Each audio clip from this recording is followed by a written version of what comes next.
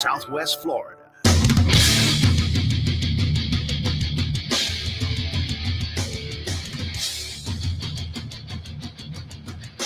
You are listening to Miller and Moulton, exclusively on the Florida Sports Network. And now, here's Mark Miller and David Moulton.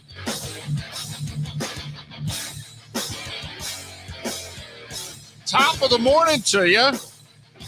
How the heck are you, Miller and Moulton, on this first Monday of March? Oh, you got to sneak that in, didn't you? That's right, baby. That's right. If it is March, therefore, there will be madness. Hope you had a great weekend. Thanks for starting your week off with us up and down the I-75 corridor. We are Miller and Moulton on the Florida Sports Network. How was your weekend? Are you married again? Wait, married again? I didn't realize I got divorced. Well, you didn't get divorced, but she's not been around much. She's pretty much abandoned you. Yes, there's no doubt about it. If you don't know, 5 weeks ago, we became grandparents for the first time, and I've seen my wife about 3 times. Right. Since then. Yes. Now, there have been extenuating circumstances also. The daughter and grandchild are in Jacksonville, and that's about a good 5-hour drive from where it is that we broadcast from. So, yeah, the wife has been helping them out a lot. Yeah, and you've been solo. And has realized that she enjoys being a grandmother and a mother more than being a wife. All right. So, yeah, she called me 9 days ago. She had been there like 2 hours, and she was holding her granddaughter, and she said, I love you, but I never want to come home and I never want to work again. And I went, well, neither do I. Right? Okay, it's a good gig if you can get it. Knock yourself out. And so, yeah, she came home last night. We shook hands. I said, hi, I'm Uncle Fred. All right. Captain Moulton. Right. Good to see you. What again. end you going to defend tonight? Right. Good to see you. Let me know when you're leaving, which apparently is in a week. All right. There's a little, there's an event going on and she needs to babysit. Okay. I mean, the great thing is gas is cheap. Right. So, this is right. I got 2 ideas for you. 1, an electric car. 2, we need a Jacksonville affiliate ASAP. You got that right. So, yes, technically this morning I am married again. Well, congratulations. I know. Keeps the spark in the relationship when she's only around 3 of the 30 days of the month. Well, that is true. And by spark, one of us ran to Publix to stock up. Yes, it was very exciting. Mm-hmm. I will say, David, speaking of exciting, you and I both get random texts. We've been at this for a long time. We know a lot of folks. A lot of folks know us. So we get the occasional random text. Right. Sometimes about sports, sometimes about the show, sometimes about whatever. I got one about the show on Saturday night. Ooh, a Saturday night text. A make it happen night text. Exactly. If you recall last week on the show, one of our poll questions was, when was the last time you danced with your wife? Mm-hmm. And a buddy of mine says, FYI, your poll question last week, dance with your wife, in quotation marks. I just did it out on our pool deck / fire pit, and I think I'm getting laid. Thanks for the poll question. Well, good for you. Way to make it happen night. Glad we can contribute. Miller and Moulton not just delivering 6 to 10 Monday through Friday, I mind you. But maybe even on weekends. So that's good that we could be of help. We've got a couple of bids already granted. Yes. 3 teams have punched their tickets. Only 65 more to go. Some small conference tournament finals tonight and tomorrow. And then pretty much by Wednesday, the big boys go, step aside. We're going to play our tournaments. Although I don't know how many bids are up for grabs after the last 48 hours, Mark. Well, it's going to take a Georgetown from a year ago. It's going to take a team that's not in the tournament making a run in one of the big boy conferences, I really think, to upset much of the apple cart in this one, David. Michigan, North Carolina, Memphis, all with big wins, 2 of them on the road, teams that were right on the bubble, who have all played their way in according to everybody who does the whole bracketology thing. They're all now in. So maybe, just maybe, if those 3 schools lose their first round conference tournament game, maybe they fall back to the bubble. But going back to Saturday night, North Carolina, you got to love rivalries. You got to love rivalries. Hubert Davis's Tar Heels. Come on, they got blown out by Duke a month ago at home. They're a speed bump on the Coach K coronation tour. Nobody bothered to tell North Carolina. And they came out and played their tails off. Yes, they did. With an opportunity to secure a bid. Yeah. You know, that's the other part of this that no one really bothered to take into an account. It was a coronation of Coach K and Duke, and they're going to finish the regular season because they were the better team, and they are the better team. But North Carolina had not yet earned their way into the tournament. They were bubblicious. And it's kind of a big deal in Chapel Hill. I don't know if you're aware. Right. The Duke-Carolina rivalry's kind of a 24/7, 365 thing. And North Carolina answered the bell.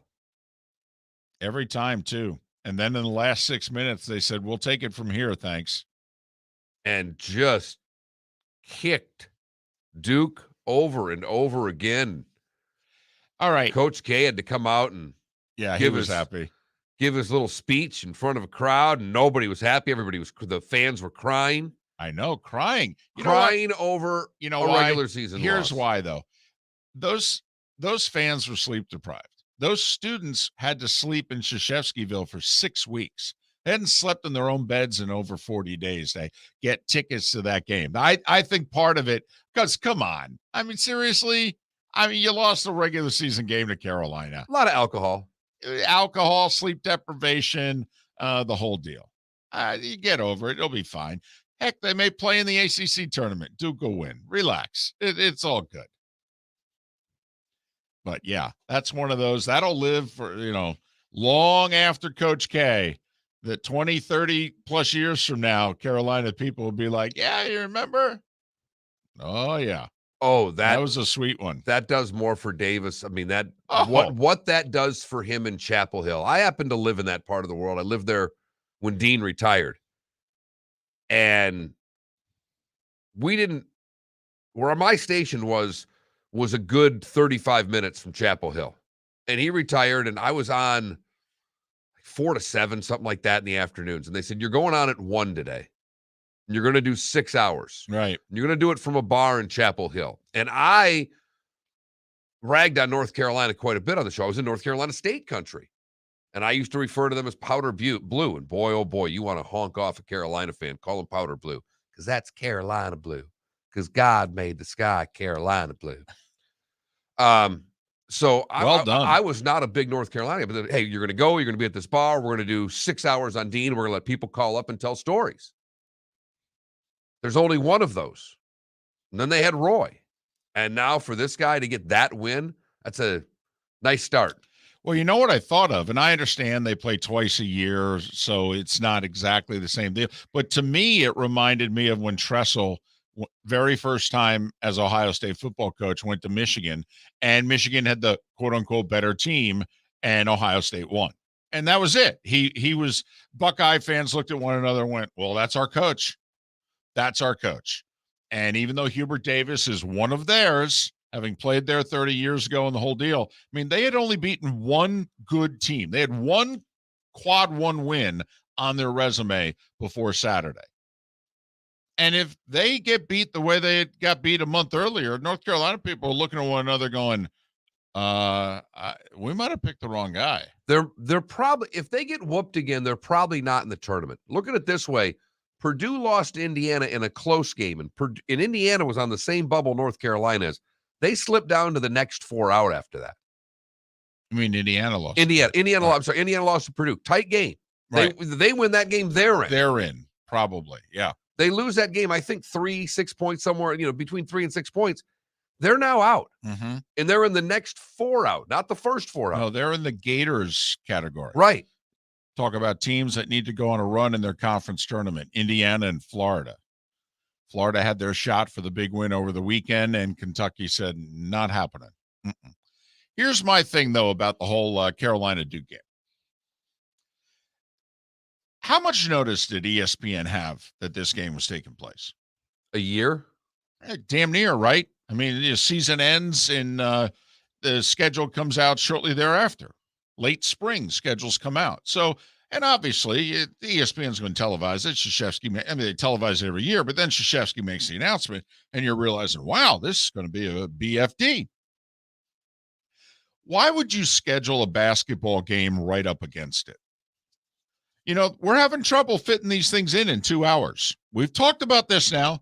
All right, college football, 3.5 hour window. I don't know if we can do it. We've let the game go on too long. It's like scheduling a 3 hour window for a baseball game. You're foolish to do it. And so they scheduled Texas and Kansas to go right up against Duke, North Carolina. And I remember, I got home from doing things, and I'm thinking, they're going to be live at 5:30. Right. And, the pomp and circumstance and the atmosphere and the noise and rah. All of a sudden, I flip it on at 5:30. There's 14 minutes to go in Texas and Kansas. I go, are you kidding me? This game's not going to start on time? And then, of course, Mark, what happens? Game goes overtime. Overtime. And you know how the final minute goes.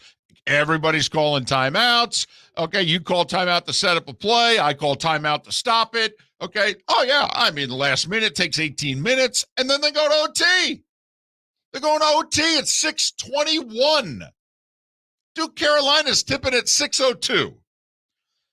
Coach K standing in the corridor for like 12 minutes.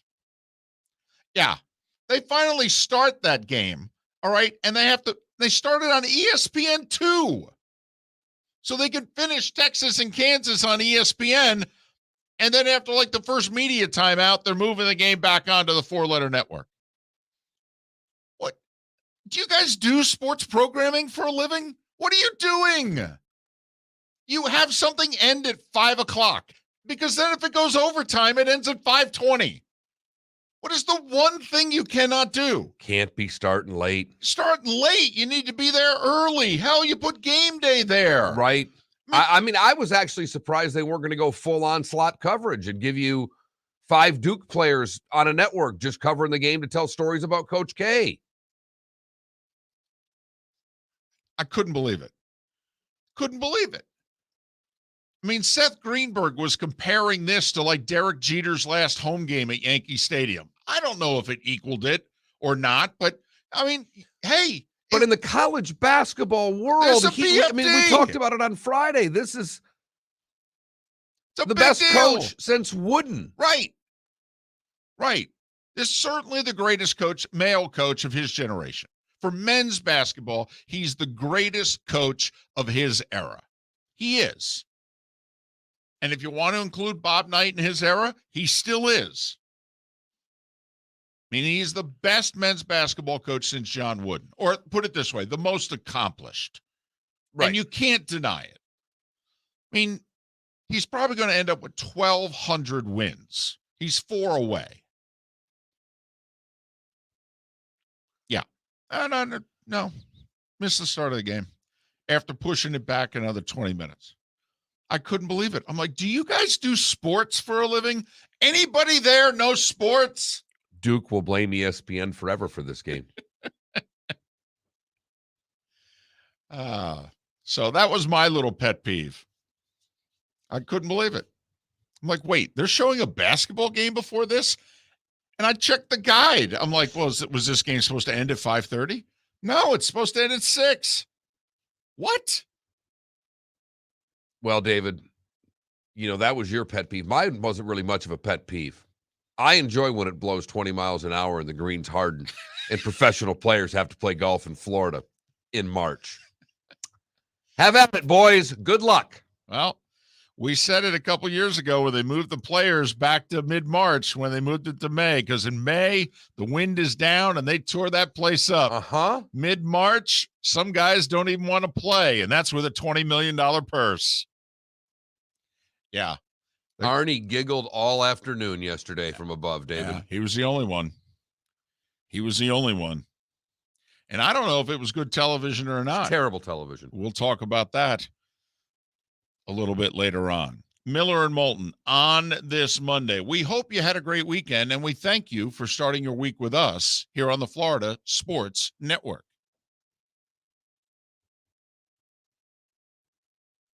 Hey, it's Mark Miller for the Training Grove by Orange Whip Golf, where golfers go to get better. Improve your golf game from home with Orange Whip Golf and Fitness online swing training program, The Training Grove. With a growing swing training video library and a daily program prescribed by golf fitness professionals, The Grove provides a clear path to unlock your most powerful swing, giving you control of your game like never before. Join thousands like me who have finally found a way to achieve results in half the time of traditional game improvement methods with The Grove's revolutionary blend of golf fitness, instruction, and award-winning Orange Whip products. Go to orangewhipgolf.com to get started for a free 14-day risk-free trial and use code Miller10 to get $20 off your first month. That's orangewhipgolf.com to get started for a free 14-day risk-free trial. Remember to use code Miller10.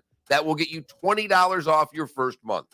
The Training Grove by Orange Whip Golf, where golfers go to get better. You are listening to Miller and Moulton on the Florida Sports Network.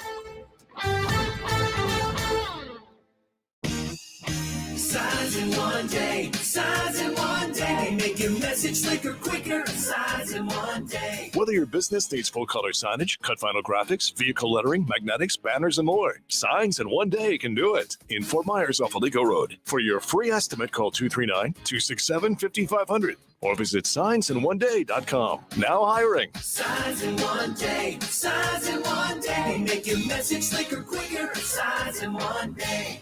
Hey guys, it's Robbie Raw. As an RN and health and fitness expert, I know that self-care from head to toe is so important for a healthy, fit lifestyle. One of my secrets for staying active, fit, and pain-free are my amazing art supports from the Good Feet store. It's not just about what shoes you wear, it's what's in them and how your body aligns from your feet on up. I'm telling you, these were a game changer for me. I am as active as ever, and I feel like myself again. If you have foot pain, knee, hip, or back pain, the first thing you should do is visit the Good Feet store for a free personalized fitting and test walk. I'm not going to stop living my best life anytime soon, nor should you. To be the best version of you, you need to take care of yourself, and the Good Feet store can make that happen. And by the way, when you feel great, you look great. And that's the raw truth. Learn more and find the location nearest you at goodfeet.com. 50 years. This is Brian Creel here with my daughter Sammy and son Trace from Creel Tractor Company. We want to thank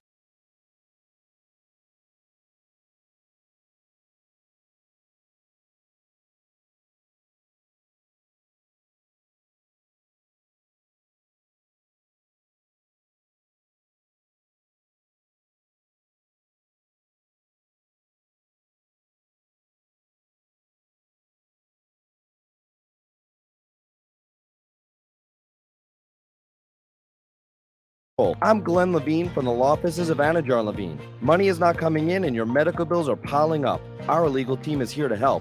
We can help you file all your workers' compensation claims to make sure you get the proper benefits you're entitled to.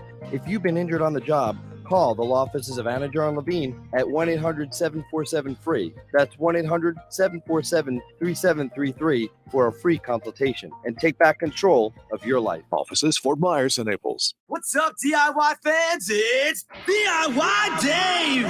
Today, I'm going to show you how to fix one of those annoying light switches that stopped working. Okay, so you want to start by holding the light switch in your left hand. And with your right hand, you want to take out your cell phone and call Mr. Electric. You'll stay safe and they'll get the job done right with upfront pricing and top quality workmanship. Just give Mr. Electric a call. And happy DIYing! Mr. Electric, a neighborly company. Call Mr. Electric of Southwest Florida at 239-242-8475.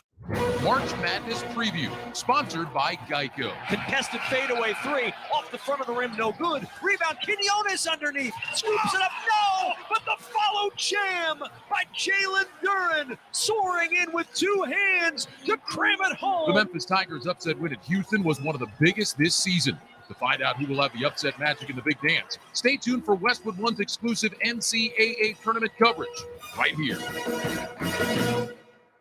Bundling car and renter's insurance with Geico is so easy, your neighbors are probably already doing it. So why not ask? Just say, "Hey, did you get your hair cut? It looks cool. Also, have you saved even more by bundling with Geico?" Or maybe, "Hey, did you get your hair cut? It looks weird. Not weird, cool. Anyway, have you bundled with Geico?" Or try, "Hey, did you get your hair cut? It doesn't look weird at all. Anywho, have you saved by bundling with..." Hey, easy with that rate. bundling is easy with Geico. Just ask your neighbors.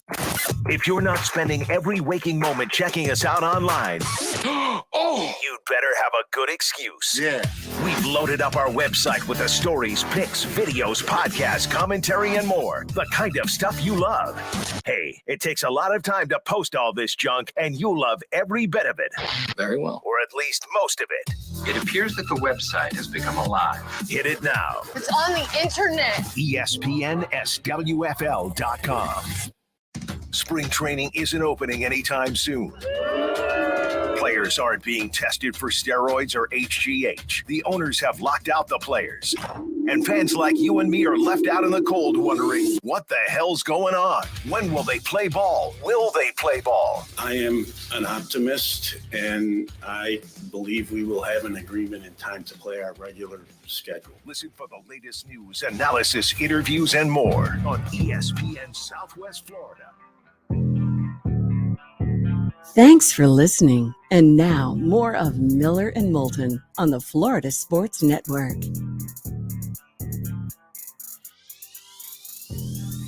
Rapidly approaching 23 minutes after the hour. Top of the morning to you, Miller and Moulton, Florida Sports Network.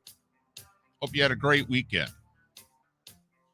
They certainly did not have a great weekend on the PGA Tour, at least not in the continental U.S. No, they did not. And I guess there's a reason why we used to really like the FedEx St. Jude before they moved to the new course when they were, 30 under every year. I think watching golf on TV, people want to see birdies.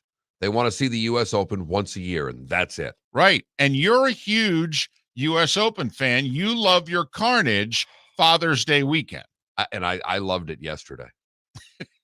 So while everyone is fetching a blue streak over the weekend and this morning, you were secret. Was your grin visible? Oh, yeah. Oh, and talking to the cats about it, my wife and my mother was over. They didn't care. My daughter doesn't care. So I had no one. All my daughter's waiting for is the NASCAR race to start. So we got something to talk about. Well, we had a lot in common. And I'm watching the golf, but I realized because my wife had been talking to her mother and they got off the phone and my wife just looked at me and she goes, "Yeah, my mom is having trouble watching this." She said, "This is a hard watch." She said, "I watch it for inspiration, not for these guys to throw up all over themselves." And they were throwing up all over themselves yesterday. The winds were a-blowing. Right.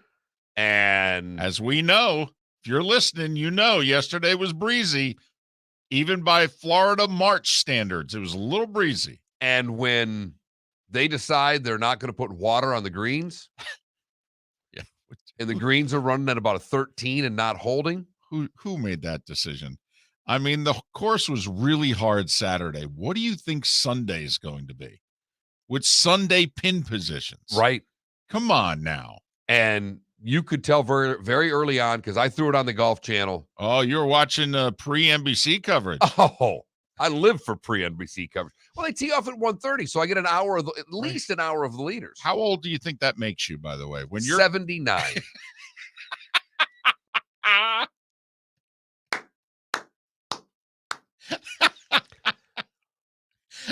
That's a good poll question. If you're turning on Golf Channel coverage before NBC/CBS coverage of the PGA Tour, how old do you think you are? Mm-hmm. How old does that make you? Yes. Yes, not a doubt. And part of it is I was lucky enough 4 or 5 years ago to play Bay Hill.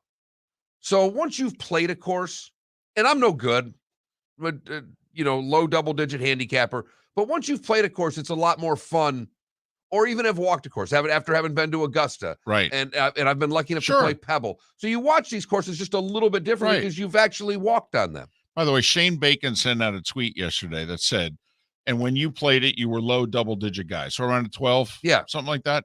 All right. He said that basically if you were a scratch golfer, that you would have been lucky to break 88.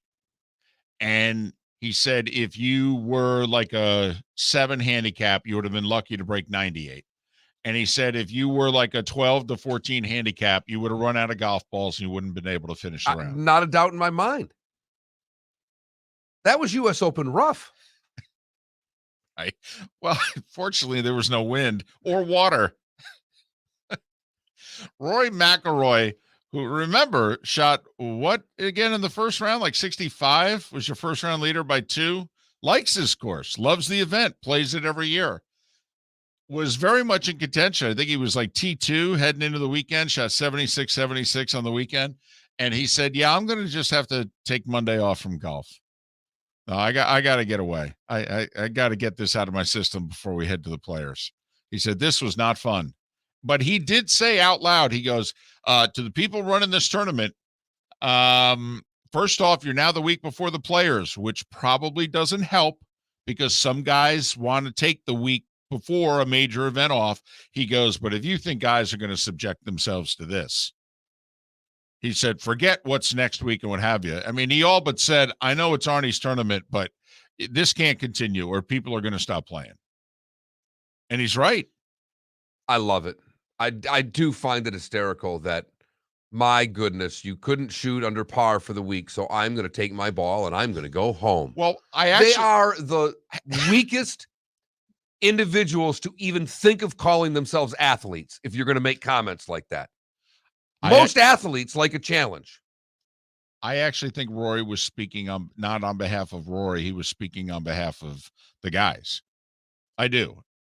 If you read the context in which he was talking about guys no longer playing in this tournament, and this is not remotely fun. They should move the order. I mean, they should screw the Valspar, not Bay Hill, to be the week before Arnie's tournament. Well, I agree with that. The Tampa tournament should be the week before the Players and then Arnie's tournament. I mean, if you're the tour, you want Arnie's tournament to, live on and thrive over the Valspar. And I know for those listening in Tampa, St. Pete. I'm not trying to pick on it because it's a beautiful venue and it's been a great tournament the last couple of years. Yes, it has. And remember, what Tiger showed. Nearly won it 4 years ago, I think it was, when he was coming back. Yeah. Mm-hmm. Made improvements to the course. Attendance has been good. But the Honda is a tough, you got a tough venue at the Honda the week before. The Bear Trap. Now you got a tough venue at Bay Hill. And then you're going to the Players. Right. And some people hate the course, and the only reason they play it is it's the Players. Right. So I don't know what to tell you, Rory. Make more birdies. I mean, you didn't mind it on Thursday when you shot 65. Well, but the wind was down. Yeah, well. Wind was down. And also they put some tees up. They tried to make it a little bit easier, a little bit more enjoyable. The rough was long for a regular tour event. Long. But that's just when, there was a time when Tiger was on his game and guys were playing for second that I had friends of mine going, when did the guys become so mentally weak that we're now playing for second? Well, now we're to the point where we're not going to play a tournament if we can't shoot 20 under. No. It's not what he said. Come on now. That's not what he's saying. Mark, 4 guys broke par yesterday. This is a regular tour event. It's not a U.S. Open. I mean, you get a final round Sunday at a U.S. Open, you oftentimes get more than 4 people break par.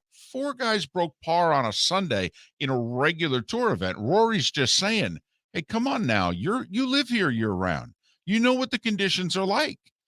Okay, you can't have rock hard greens, water everywhere, and 30-mile-an-hour winds and think we're going to go out and shoot 68 on Sundays. That's not going to happen.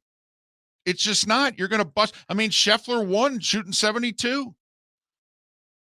And that's all Rory's saying. And Rory's saying, hey, we get to pick where it is we play. No, I understand and that. We're not going to subject ourselves to this on an annual basis. I mean, and he was saying it as a group. Rory, I think, will always play it. Always. But I think he was trying to let them know, hey, the guys are talking and they are not enjoying this, and they get to determine where and when they play. And you can put the Arnold Palmer Invitational on it, but Arnie's not here. I mean, he didn't say this, but that's the unspoken thing. Hey, come on. If Arnie was alive, they'd be crawling all over each other to play in this, to honor him. He ain't here. Hey, don't kid yourself. The memorial's going to go through that too when Jack's time comes. I mean, they moved it it's 2 weeks before the U.S. Open, and it's there for a reason. Because then guys can play it. Those that want to keep playing into the major, great. But those that like to take their week off before the Open, they can. Well, then first off, switch it with the Honda. Don't subject Arnie's tournament to being the week before the Players. Okay. That's more on the tour than the fact that it happened to blow 30 miles an hour yesterday and be really tough conditions. I mean, 5 under par won a regular tour event. I think Rahm won the U.S. Open at 6 under. Well, what won the Honda last week? It wasn't much better than. No, I know. I mean, I think it was single digits or low doubles. I think it was 10? high single digits. Yeah, that's what I thought. So it was 9 or 10. Yeah. But that's, I mean, the Honda looked playable on Sunday last week. It looked playable. This one looked like. It looked like a U.S. Open, and it was the wind. I mean, the wind blew yesterday. Right. It wasn't breezy. It was blowing. So that's all. Poor guys. And what did Rory make for all that he had to go through yesterday? I don't know. He finished like T11 or something like that. Oh, man, he probably made $160,000 yesterday. That poor bastard. I'm guessing maybe even, I don't know. What'd you say, 160? That's probably pretty close. Splitting it with a bunch of guys, though. Who knows? Maybe it's a touch less. Yeah, who knows? Who knows? Got to pay the caddy and all. Hotels are never cheap.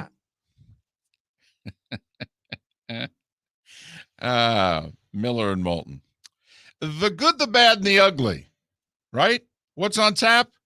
Couple hours from now. Yeah, right. Starting 5 is next. That's what it is. Miller and Moulton, Sorry Florida to confuse Sports them, Network. aren't you? Got a new board up. Out in the Pacific time zone. That's what's coming up. Miller and Moulton, the Florida Sports Network. Hey, it's Mark Miller for the Training Grove by Orange Whip Golf, where golfers go to get better. Improve your golf game from home with Orange Whip Golf and Fitness online swing training program, The Training Grove. With a growing swing training video library and a daily program prescribed by golf fitness professionals, The Grove provides a clear path to unlock your most powerful swing, giving you control of your game like never before. Join thousands like me who have finally found a way to achieve results in half the time of traditional game improvement methods with The Grove's revolutionary blend of golf fitness, instruction, and award-winning Orange Whip products. Go to orangewhipgolf.com to get started for a free 14-day risk-free trial. And use code Miller10 to get $20 off your first month. That's orangewhipgolf.com to get started for a free 14-day risk-free trial. Remember to use code Miller10. That will get you $20 off your first month. The Training Grove by Orange Whip Golf, where golfers go to get better. You are listening to Miller and Moulton on the Florida Sports Network. If you're an umpire, you probably shouldn't make your calls in limericks. This game looks like a rout. You hit the ball with some clout. It went pretty far. And yet here we are. They caught the ball, and you're out. And if you're on vacation, you shouldn't be worrying about boat, motorcycle, or RV insurance. That's why Geico makes it easy to bundle and save. Geico. For bundling made easy, go to geico.com today. Thousands in big down payments. That's it. Let me at him. Easy, time girl. Citizens of South Florida, put that tax return back in your pocket. Because all you need is a dime at the all-new Kia of Cape Coral. Who's this guy? I'm Dime Man. Can we kick their butts now? Of course. Get that dime duo! It's a crime to pay more than a dime. And the credit. Approve it on. Bring home $350 a week. You can get up to $25,000 in credit. 25 grand, and all they need is a dime? Yes, but only at Kia of Cape Coral. Quick, to the Dime-mobile. Ooh, the all-new 2022 Sportage SUV. I got it in Cape Coral. The all-new Kia of Cape Coral. New Kias get up to 41 miles per gallon. KiaofCC.com. KiaofCC.com. New 22 Sportage, 25.2, time down, $455 per month for 60 months at 6% APR, $25.29 per thousand borrowed, plus tax tag and fees through Kia Motor Finance. To qualified buyers and 4/18/2022. MPG from Kia.com. After a car accident, you can feel like you've lost control. I'm Mark Anajar from the law offices of Anajar and Levine. After the crash, call the police and document the scene by taking photos of all the vehicles involved. If you are injured, get medical attention as soon as possible. If you've been involved in a car accident, call the law offices of Anajar and Levine at 1-800-747-FREE. That's 1-800-747-3733 for a free consultation. And take back control of your life. Offices Fort Myers and Naples. Hi there, it's Chris again from Link Restaurant in Fort Myers. Wanted to take a moment and say thank you for helping to make 2021 the best year in Link's 5-year history. Our team remains committed to bringing you the best culinary experience in Southwest Florida with amazing land, sea, and vegan options from around the globe, plus craft cocktails and beers and a wonderful wine list in a relaxed indoor-outdoor dining environment like no other. Visit Link Restaurant on Summerlin Road in Fort Myers. Find out more at link.life. Thank you. Hi, Stuart Duncan here of Duncan's Diamonds. People come into our store here in Southwest Florida and are amazed by the selection of beautiful, fine jewelry and at exceptional prices. At Duncan's Diamonds, I will make sure personally that we give you the finest quality at the best possible prices. We get very excited about diamonds and are here to help you find that special diamond. We have the largest selection of magnificent and exclusive designer styles for you to choose from. Also, if you find a diamond or style on the internet, bring in a picture and we will get it or make it exactly to your specifications. And our prices and quality will exceed your expectations. I personally guarantee it. At Duncan's Diamonds, we will not be undersold by anyone, anywhere, or any place, and you can count on it. Come in and see us in Fort Myers on US 41, Gulf Coast Town Center, and in Naples at the Mercado Shopping Center. This message is sponsored by the Florida Department of Elder Affairs, the Florida Association of Broadcasters, and this radio station. I'm Marshall. I'm a volunteer with the Florida Long-Term Care Ombudsman Program. Now more than ever during the pandemic, Florida long-term care residents deserve the best care and quality of life. I invite you to join me and hundreds of others in advocating on behalf of people who can't speak for themselves. Visit ombudsman.myflorida.com to join us today. Our buddy Aaron Walker at Naples Nissan says, let's roll, America. And the deals keep on coming. Yup, right now, get $5,000 over KBB.com for your trade-in during the Naples Nissan Let's Roll America sales event. So come roll with Naples Nissan and get $5,000 off the KBB.com value for your trade, whether it runs or not. Push it in, pull it in, drag it in if you have to, then choose from over 200 new Nissan models in stock, ready to drive home. Every single one of them comes backed by the exclusive unlimited mile lifetime warranty. So get $5,000 over the KBB.com value for your trade and get rolling in a brand new 2022 Nissan. It's all happening during the Let's Roll America sales event going on now and only at Naples Nissan. That's right, Pete. Come see them at Pine Ridge Road and drive your new Nissan home today. Get all the details at naplesnissan.com. Offer on select models with approved credit and cannot be combined. Geico. For more ways to save, go to geico.com today.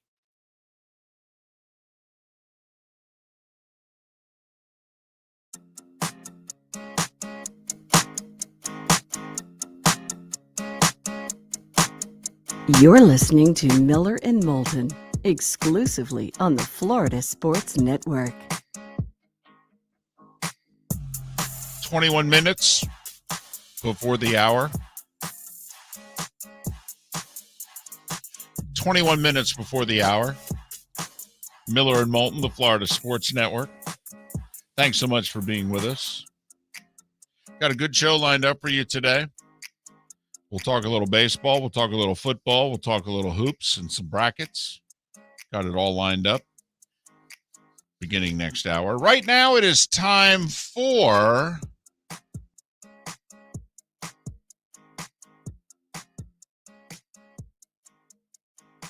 It is. Now, it's the starting five on Miller and Moulton. Here's number one. You know, that's what happens when there's no spring training. When you get a lockout like this and you get a cagey vet coming in out of the bullpen, he needs those 4 weeks He needs of spring time, training. right. I mean, he needs his 4 weeks. Right. And he hasn't gotten it. Right. He's had 5 years instead. Okay. It's a little too much time. We start with baseball. They met briefly over the weekend. And when I mean briefly, like less than an hour. But they basically each showed up with a one-sheeter. Here's our response to the last thing that you had on the table. And the other side said, well, here's our response to the last thing that you had on the table. Mark, apparently they have made no progress whatsoever on CBT, the competitive balance tax. They're still 18 million apart, I guess. The players are down to starting at 238. The owners are 220 and not a penny more. Got to be honest. If the owners aren't going to move, then we ain't going to have baseball in the spring. I truly believe that. I don't believe the players buckle with that big of a difference. I think the players would be willing to meet in the middle. 229, 230, something like that. I think the players would do that deal and start playing tomorrow. And the owners haven't deviated from their number, and they've got the players to go from where to where. 245 to 238 without moving an inch. And that's why I think the players are at the point kind of like, hey, come on now. Next, you got to move next.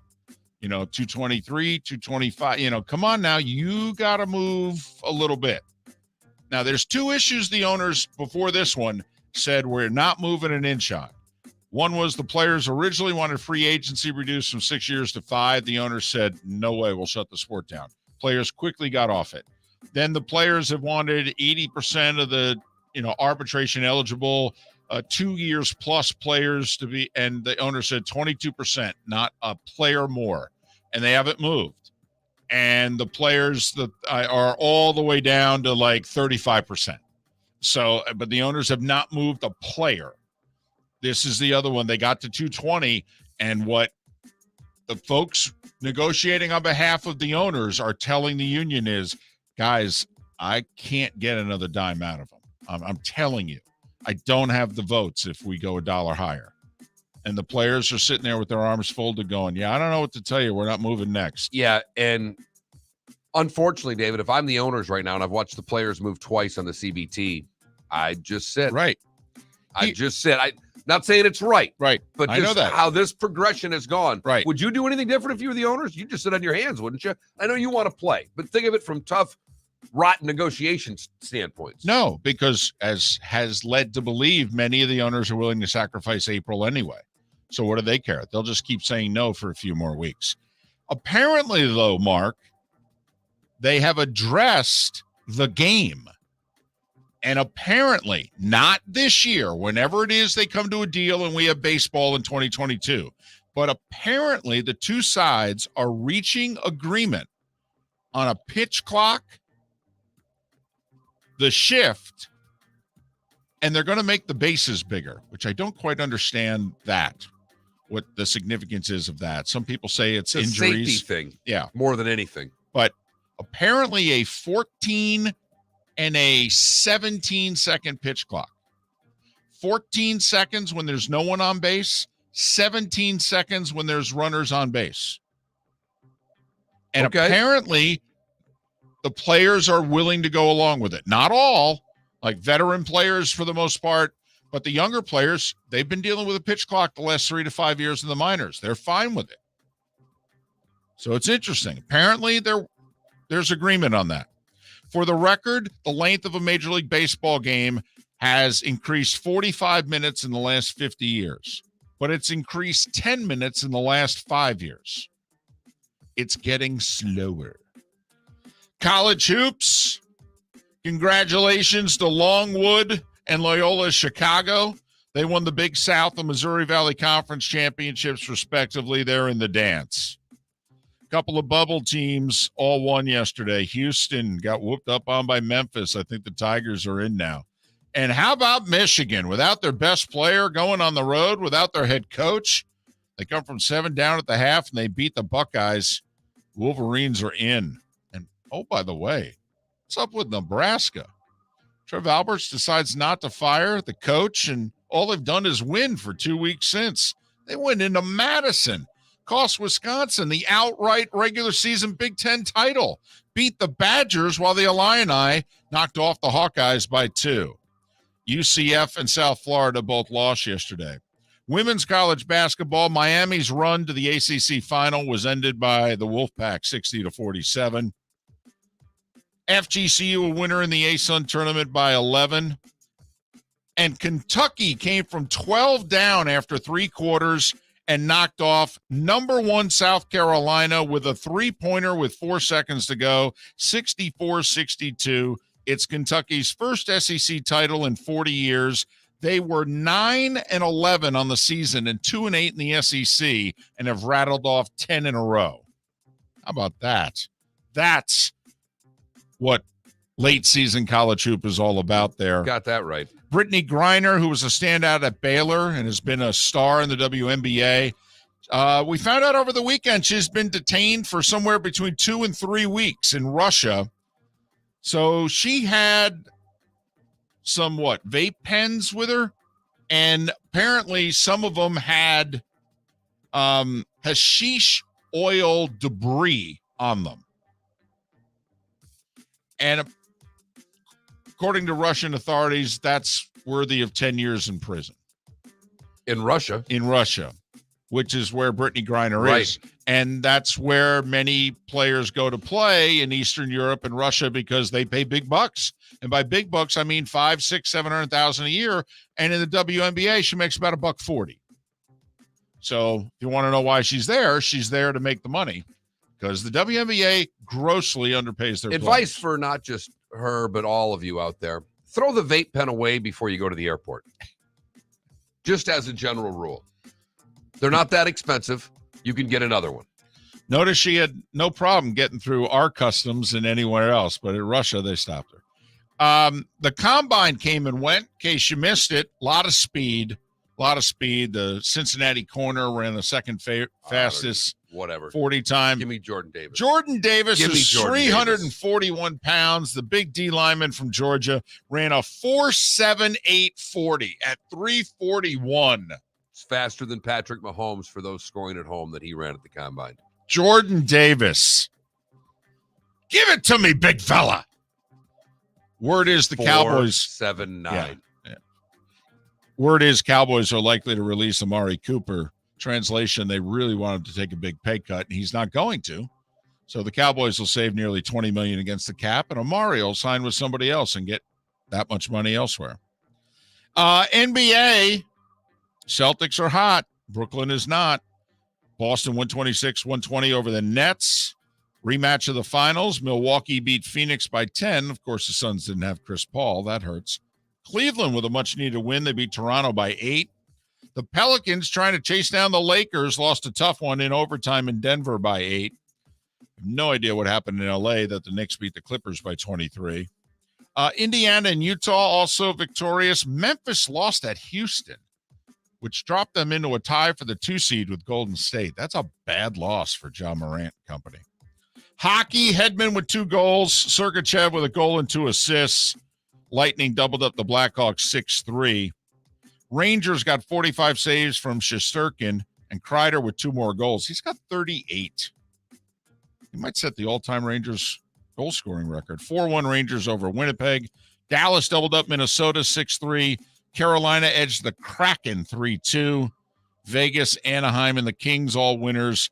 And a tough loss for for St. Louis. They went to Jersey and lost in overtime. NASCAR in Vegas. So Kyle Busch is going to win. There's like less than 3 laps to go, and sure enough, somebody spins out, causes a caution. And so they got to decide, 2 tires or 4. Obviously, 4 was the wrong decision, David. And the whole field went with 4, except for the Hendrick cars. Hendrick sends their guys out there with 2 cars, and sure enough, they're first, second, third in the restart. And it comes down to a battle between 2 Hendrick cars, Alex Bowman and Kyle Larson, and Bowman a winner. Can't believe Kyle Larson lost.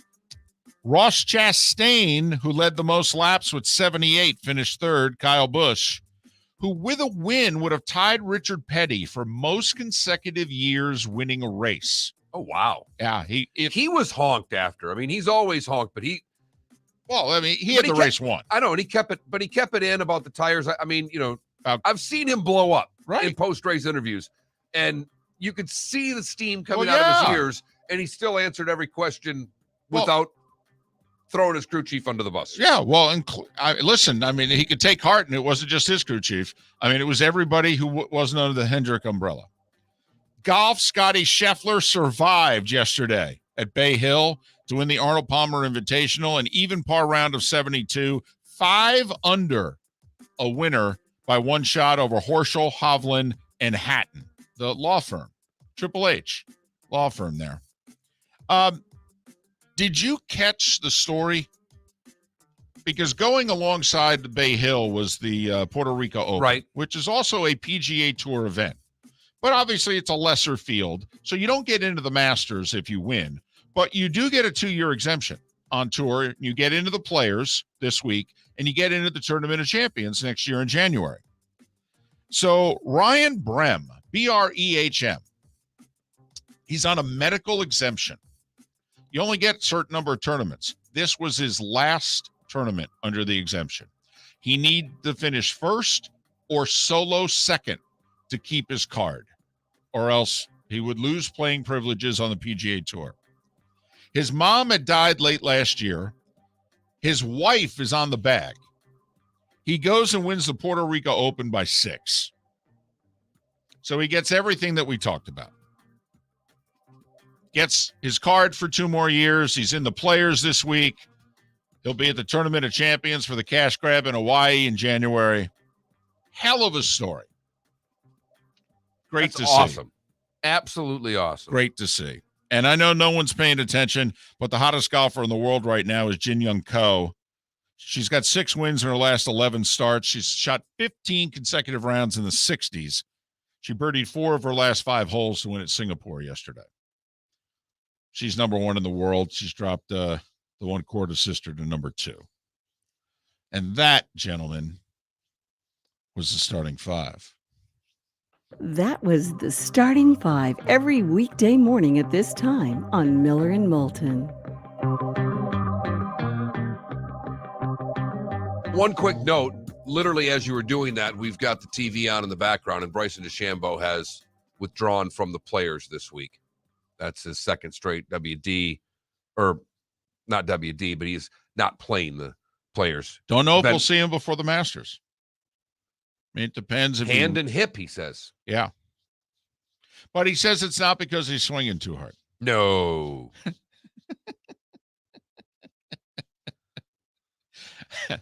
The mind is a beautiful thing, right? What you can talk yourself in and out of. No, it has nothing to do with the fact that you're swinging it harder than anyone ever. Tiger thinks you swing hard. I did think that was an interesting observation that Tiger had when Nance interviewed him at Riviera 3 weeks ago, in which he was just talking about some of his legacy. And he goes, I think part of it is I made it okay to swing really hard at the ball. And it's a good point when you think about it. No, because Jack was about smooth. 80%. Remember, that's what you did. You always, 80, 85% is how you swung the golf club. And, you reared back when you absolutely really needed it.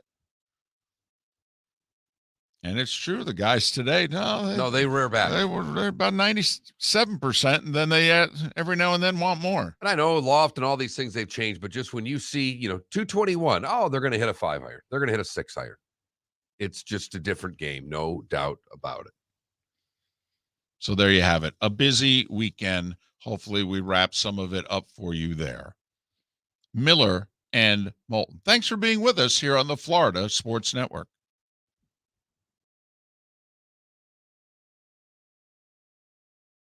Bring your big mouth to John Smith Subs and indulge in their overstuffed subs with the freshest quality ingredients. Enjoy our famous steak bomb with perfectly grilled marinated sirloin steak topped with provolone cheese, grilled onions, peppers, mushrooms, crispy bacon, juicy tomatoes, and creamy mayo.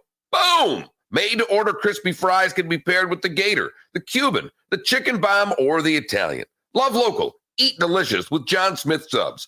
Find a John Smith Subs location near you today. Hey, it's Mark Miller for the Training Grove by Orange Whip Golf, where golfers go to get better. Improve your golf game from home with Orange Whip Golf and Fitness online swing training program, The Training Grove. With a growing swing training video library and a daily program prescribed by golf fitness professionals, the Grove provides a clear path to unlock your most powerful swing, giving you control of your game like never before. Join thousands like me who have finally found a way to achieve results in half the time of traditional game improvement methods with the Grove's revolutionary blend of golf fitness, instruction, and award-winning Orange Whip products. Go to orangewhipgolf.com to get started for a free 14-day risk-free trial.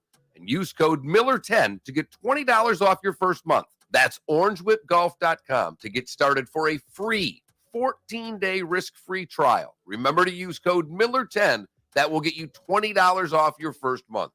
The Training Grove by Orange Whip Golf, where golfers go to get better. David Moulton for Napa, Napa Auto Parts, and Napa Filters. Insist on Napa filters for your vehicles, or if you're a do-it-yourselfer, only buy Napa filters. Napa has a filter for almost anything on earth that moves, whether it's motorcycles, foreign and domestic cars, vans, SUVs, earth-moving equipment. You get the idea. Napa Auto Parts, Napa filters. Insist on them for your vehicles, or if you're a do-it-yourselfer, only buy Napa filters. You are listening to Miller and Moulton on the Florida Sports Network. At Providence. Do you have trouble putting on bracelets? Clasp too difficult? An elegant faux pay Flexit bracelet would be just the right fit. They slide off and on with ease and are practical for everyday wear. Providence. Faux pay's patented flexible 18-karat gold design is available in white, yellow, and rose, with many styles and sizes to choose from. There are also necklaces, rings, and earrings to match. Join Provident Jewelry Fort Myers for our annual Faux Pay Trunk Show, March 24th from 12 to 5. Complimentary drinks in our aquarium bar and coffee lounge. At Provident Jewelry. No payments till after summer at Rockstar Harley on any new Harley this week. Annual percentage rates such as 1.99% and no payments until after summer on any new Harley at Rockstar Harley. Now through Sunday. No payments for 120 days. No interest for 90 days with approved credit. 50 years. This is Brian Creel here with my daughter Sammy and son Trace from Creel Tractor Company. We want to thank you, Southwest Florida, for supporting us and Kubota Tractor for 50 years. We are still your Kubota elite dealer for sales and service for the last 7 years. A lot of things have changed since 1972, but our commitment to our employees and our community have remained the same. Come check out what's new at Creel Tractor for all your Kubota sales, parts, and service needs. Thank you, Southwest Florida, for 50 great years. Creel Tractor. Dig up a great deal at Creel. Serving Southwest Florida since 1972. Care has the power to bring kindness where it's needed. It brings out the best in every one of us. It doesn't just see people. It takes time to understand them. It puts the needs of others ahead of its own. And when you start with care, you end up with a very different kind of bank. Truist. Truist Bank, member FDIC. On Wednesday, March 9th. Oh my God! Will you be there live to witness the fallout from the most talked about pay-per-view of the year? The hottest ticket in town. For the first time ever, AEW Dynamite and AEW Rampage invade the Hertz Arena in Fort Myers, Florida. It's going to be a wild and crazy, unpredictable night, I can tell you that. The best in the world, CM Punk, Chris Jericho, Hangman Adam Page, The House of Black, MJF, Dr. Britt Baker, DMD, Sammy Guevara, The Young Bucks, Jon Moxley, Orange Cassidy, Adam Cole, Thunder Rosa, MJF, Jade, Darby Allin, Sting, Bryan Danielson, and many more will headline this amazing night of elite professional wrestling action at the Hertz Arena. The home of professional wrestling is All Elite Wrestling. Don't miss this live event. Tickets start at $29 plus fees. Go to AEWTIX.com right now. Thousands in big down payments. That's it. Let me at him. Easy, time girl. Citizens of South Florida, put that tax return back in your pocket. Because all you need is a dime at the all-new Kia of Cape Coral. Who's this guy? I'm Dime Man. Can we kick their butts now? Of course. Get that dime duo! It's a crime to pay more than a dime. And the credit. Approve it on. Bring home $350 a week. You can get up to $25,000 in credit. 25 grand, and all they need is a dime? Yes, but only at Kia of Cape Coral. Quick, to the Dime-mobile. Ooh, the all-new 2022 Sportage SUV. I got it in Cape Coral. The all-new Kia of Cape Coral. New Kias get up to 41 miles per gallon. KiaofCC.com. KiaofCC.com. 2 time down, $455 per month for 60 months at 6% APR. $25.29 per thousand borrowed, plus tax tagging fees through Kia Motor Finance. To qualified buyers and 4/18/2022. MPG from Kia.com. Hey guys, it's health and fitness expert Robbie Raw. Are you walking around in pain? Remember, it's not just about what shoes you wear, it's what's in them and how your body aligns from your feet on up. Learn more and find the location nearest you at goodfeet.com. WBCN AM on 7/7 and on 104.3 W2A2BY FM. Powered by Shoreline Lumber from Tampa Bay to Marco Island. You are listening to Miller and Moulton, exclusively on the Florida Sports Network. And now, here's Mark Miller and David Moulton.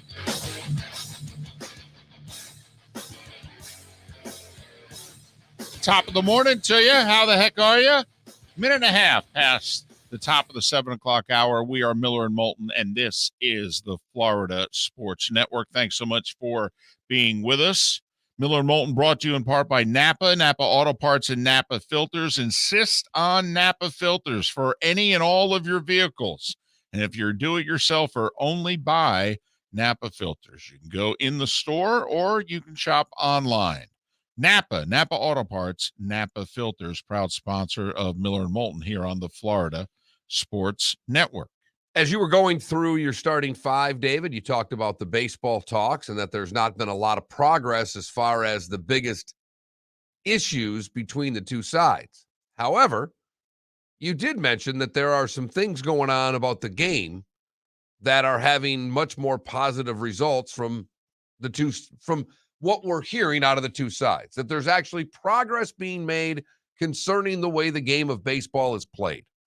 And David, I don't give a damn if we miss April, May, and June. If we can come out of this with the game being fixed, then it's going to be worth it. You and I are both hockey guys. Hockey blew so many different chances at so many different times, but their last lockout they came out of with an understanding of how the game was going to be officiated. And they have stuck to that. They have not deviated. They've not gone back. No, they haven't. The difference, though, is that the changes went into effect the very first day after the year-long lockout was ended. Like, if you're a hockey fan, you remembered what the product was. The Lightning beat the Flames in Game 7 of the 2004 Stanley Cup Final. Also happened to be the last game on ABC/ESPN with Gary Thorne as the voice of hockey. And then it goes away for a year, and then it comes back, and it's on the NBC family of networks, but the game looks completely different. Major League Baseball and the players have apparently, they are reaching agreement. Now, it's not a done deal, and there is resistance within the players' side of things, okay? But they're making progress on a pitch clock. This has been done in the low minors for a few years, and they've been using 15 and 17 seconds for 15 seconds nobody on base, 17 seconds runners on base.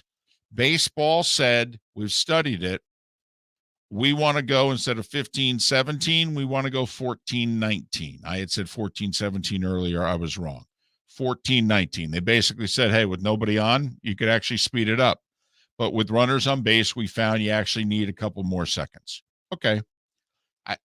I would have made it, you know me, my thought was just make it 20. But okay. But fine. All right. The first thing is we had a few people in the Twitch chat room, and I'm guessing they're not the only ones, and I do this every Monday. I'll be on the text line in just a moment. It's a Monday morning habit of mine that I've got to break. I've got to get the text line open a lot earlier than, 7:04, since the show does start at 6. Right. But someone said, well, we still got to get the batters not leaving the box. It doesn't matter. Once the clock starts, I don't give a damn where the batter is, right? Exactly. I mean, in theory, the way it's used in the minors is if the pitcher's not ready to deliver the pitch and the clock essentially runs out, it's a ball. If the batter is the one not ready to receive the pitch, it's a strike. And I saw it 25 years ago used in an independent league with literally bases loaded, 2 outs. And the buzzer went off, and the batter was arguing with the home plate umpire, and the buzzer went off, and the home plate umpire looked at him and rung him up and said, well, that's strike 3. At which point, 3 people got ejected. But it was fun. They stuck to the pitch clock. And games in the Northern League, Mark, in the mid-'90s, I could tell you, were 2 hours and 20 minutes every night. 7:05, 7:10 first pitch, I could stay for the whole game. I could get post-game sound at 9:30 and be on the anchor desk doing the sports at 10:20. Person says it would be great to have a pitch clock, but will they really enforce it? They haven't done so well with that stuff in the past. Sir, ma'am, that is everything. That simple text that you just sent is everything about this rule. Because I started this with hockey. What hockey has been able to do now for, my gosh, 20 years. Well, 05, 06. I mean, we missed 05. Right. And so the 05, 06 season. We're 16 years. We're a generation of a different NHL. Right. And they never went back. And people thought they would. Yes. That the referees would start, They'd get tired of it. whether it's taunting in the NFL, whatever we're going to do with that. But, we mandate certain calls. And then as the season progresses, they die. No. Hockey calls penalties in overtime in playoff games without any resistance. It's a different game. And if baseball can enforce the pitch clock from the word go, they can make baseball a different game. Twitch chat room, I would watch way more baseball if a game only lasted 2.5 hours. Now, that will be tough to pull off at the major league level just simply because of the amount of commercials and the length of the commercial breaks. But, for example... But just get it in the 3-hour window, David. Well, just get it in a 3-hour window. Mark, the average game last year was 310. The average game 10 years ago was 250. I mean, that's the very first thing baseball's trying to do. This goes back to something you told me years ago, is can we just go back to where we were 10 years ago? I mean, can we at least get 310 down to 250? Because what does that do? Most every game starts between 7:05 and 7:10 local time. Whatever time zone you're in, the game starts 7:05 to 7:10 local. Mark, you worked in hockey for a long time. You were not only a broadcaster, you were involved heavily in marketing. And you did many a survey over the years in which basically in the markets that you're in, the audience would tell you 10 o'clock is the witching hour. When you come to a 7 o'clock game, that the audience wants to be on their way home by 10 o'clock. People have to go to work. Kids have to go to school. People have things to do. 10 o'clock is the witching hour. So do the math from a 7:08, 7:10 start. Got to get this sucker down to 250. Got to be done by 10. I mean, you always said it to me. Even in a TV sport, skip the people at the game. It's 10 o'clock. You got to put your kids to bed. You want to watch the game with your kids. Even in the summertime. So 14 and 19 seconds. And I do think it will be enforced. I do. There will be an unbelievable amount of pressure. You got to remember, where are these changes coming from? They're not coming from the players. They're coming from the commissioner himself. This will be Rob Manfred's stamp on the sport. The way Bud Selig brought in the wild card and instant replay and a whole lot of changes to the sport. This is going to be Manfred's legacy to baseball. It's going to be the pitch clock. And this is something that he is hell-bent. He has talked about it from almost the minute he took the job. So this is coming from the commissioner and the commissioner's office. They will grade umpires accordingly if they are not keeping guys in the box. And, hey, we got a clock for a reason. Move your took us along. I believe it will be enforced. Also, umpires are getting younger. The minor leaguers, the sport's getting younger. 60% of the sport never reaches arbitration. The umpires, Joe West just retired. I mean, a new wave of umpires is coming up. They came through what? The minor leagues, where there was pitch clocks. Clock. This person says, are we going to see a proliferation of throws to first? Also have a World Series decided on the final pitch by a clock? I don't know what to tell you. Now, the playoffs will certainly be interesting. I mean, they will. But, I said it last week. The Dodgers and Cardinals played a one-game wild card game. It was 1-1 till 2 out in the bottom of the ninth. The game took over 4 hours. It was a 1-1 game till a guy hit a walk-off homer. 4 hours. It was 1-1. I mean, I'm a huge fan. I was falling asleep. I was literally getting up, having to walk around to watch this game. Yeah, I will say I may need you for these last conference games as we get to the last of the small conference this week, because it's hard. Everybody's in bed. It gets dark. I may just have to, I'm your philosophy of walking around the room. I may just have to shoot you a text. Can you bother me for a half hour? Just dump text at me so I can stay awake. I had to assume the old coach's stance, stand up, put the hands on the knees. Sam Ratigliano on the sidelines. One time, baby. One time. Right. I think we can take this pitch clock and put it into a nice little poll question. Are you in favor of a pitch clock in Major League Baseball, yay or nay? No. Will a pitch clock make you watch more baseball? Everybody's, I think, going to be in favor of it. Oh, I don't. Baseball purists hate it. Yeah, well, baseball purists are going to still watch. Well, but you got to remember, baseball's losing fans by the day. What's being left are the hardcore baseball fan. But are you going to watch the same? Are you going to watch more, or this does nothing to make me watch type answer? Okay, well, because I'm more curious. To me, this is a little bit of technology. Usually that gets people interested. I like it. A lot of times, by the way, technology has slowed sports down. So this will be one of the times that technology is going to be used to speed a sport up. I like the way you just framed it. Because that's what I'm curious about. Are people going to be more interested in baseball?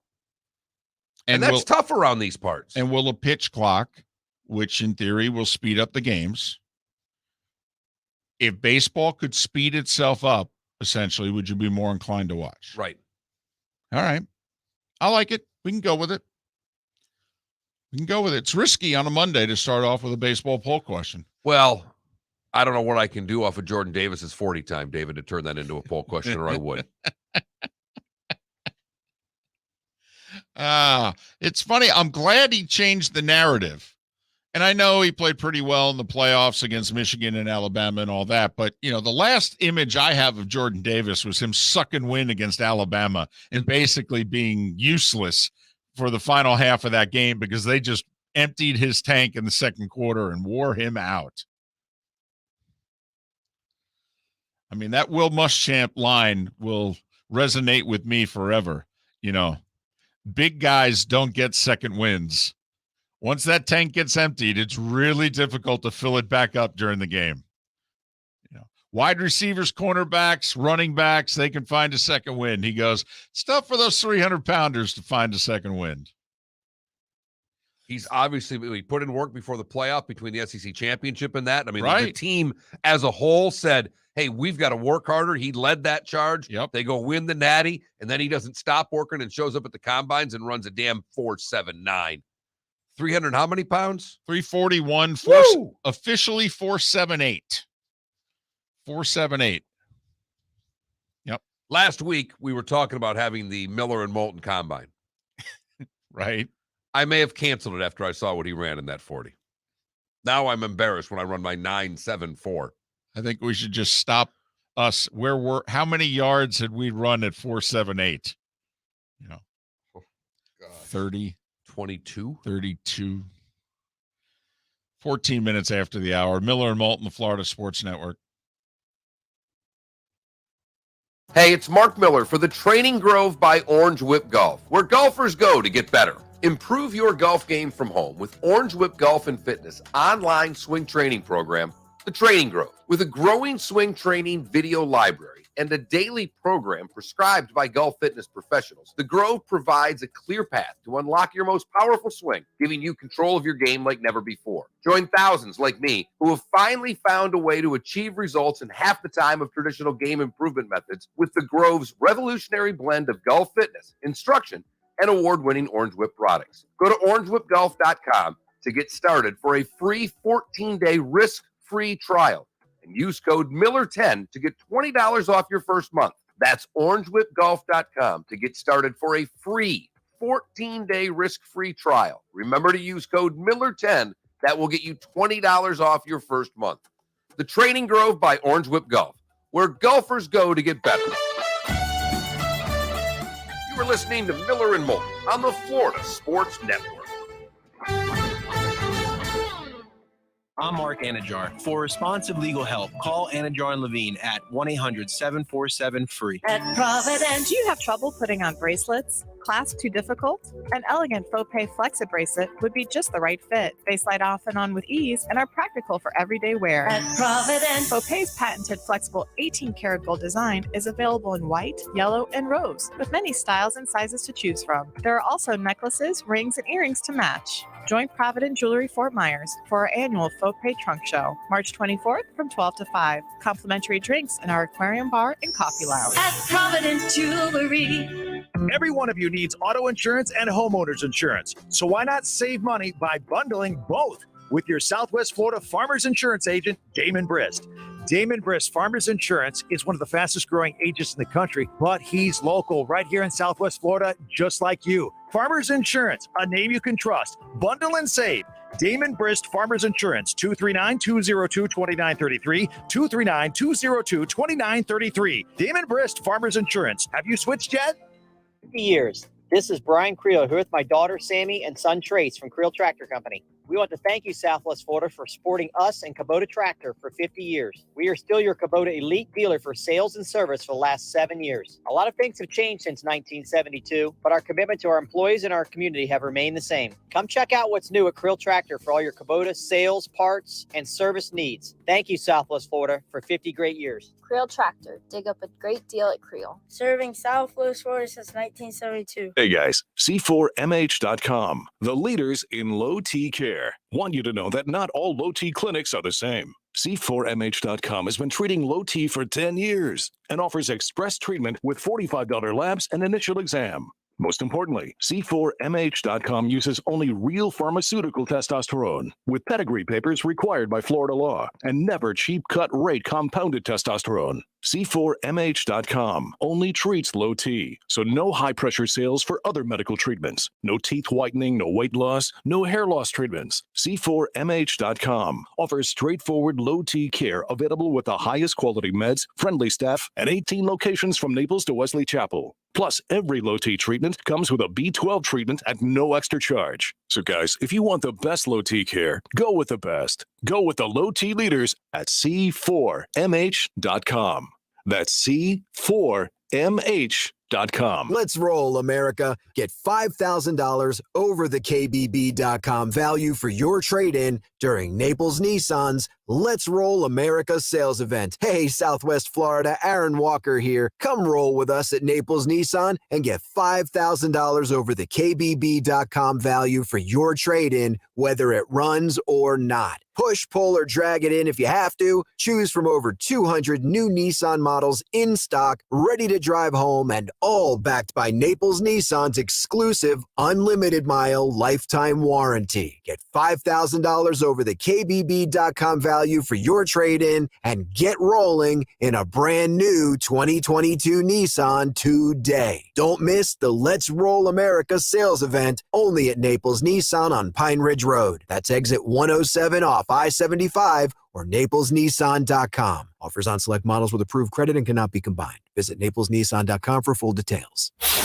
Whether you're at home or on the go, listen to ESPN Southwest Florida on Odyssey on your smartphone, Roku, LG Smart TV, Waze, and more. That's Odyssey, AUDACY. The Florida Everblades play on ESPN Southwest Florida. Shoots, hit the goal post, rebound, score!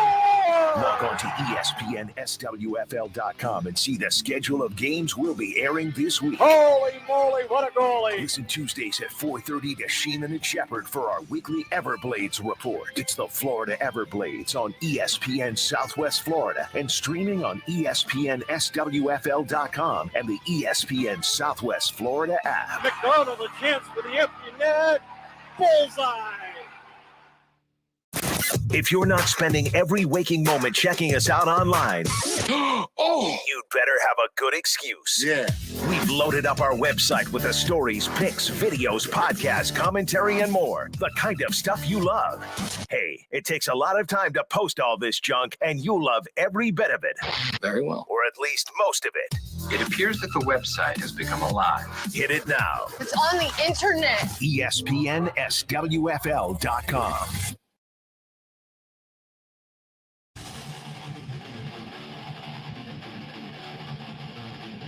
You're listening to Miller and Moulton, exclusively on the Florida Sports Network.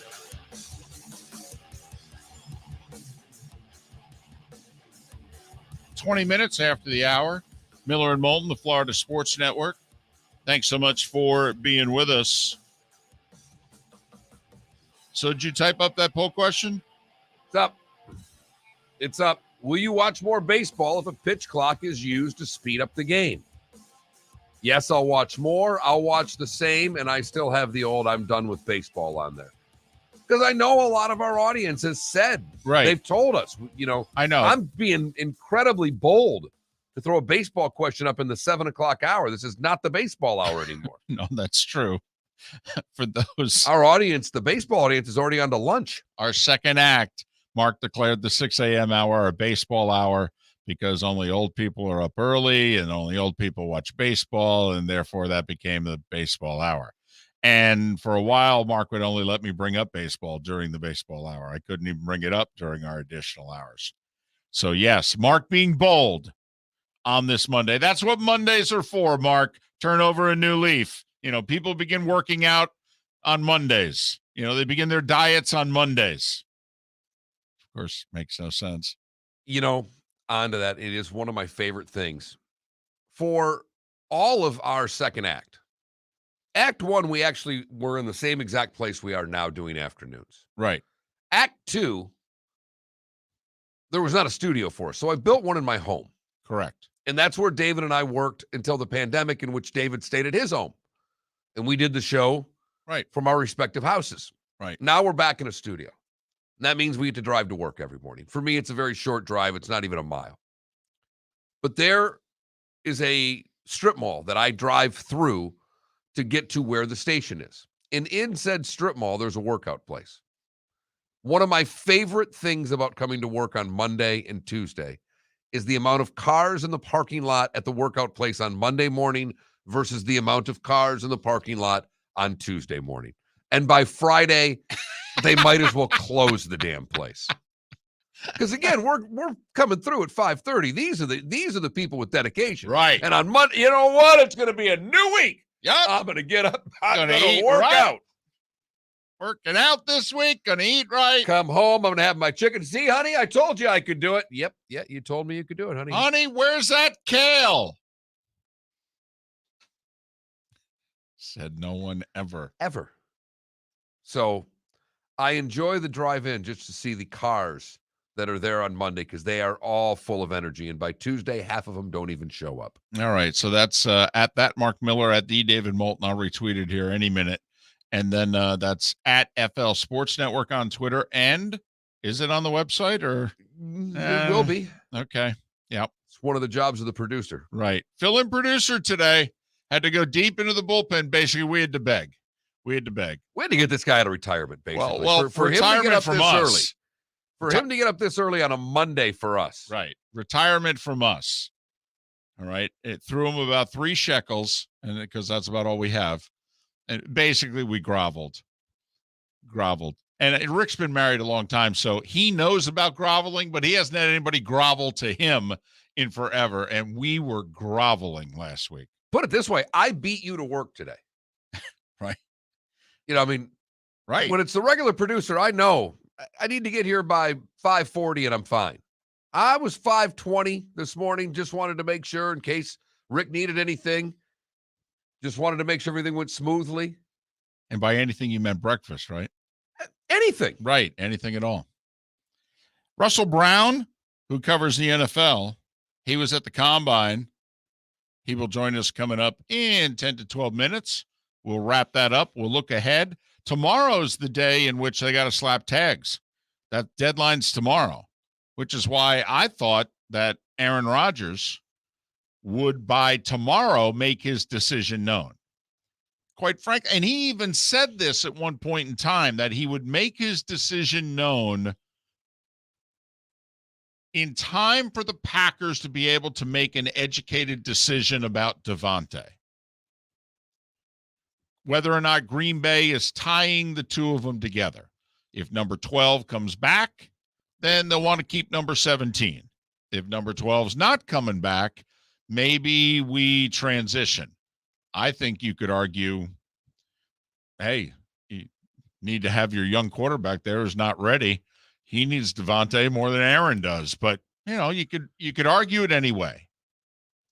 So that's why I expect the Aaron Rodgers decision to come. Wouldn't shock me at all, Mark, if he calls and I'm not joking when I say this, if he calls the Packers tomorrow, minutes before he goes on the Pat McAfee show.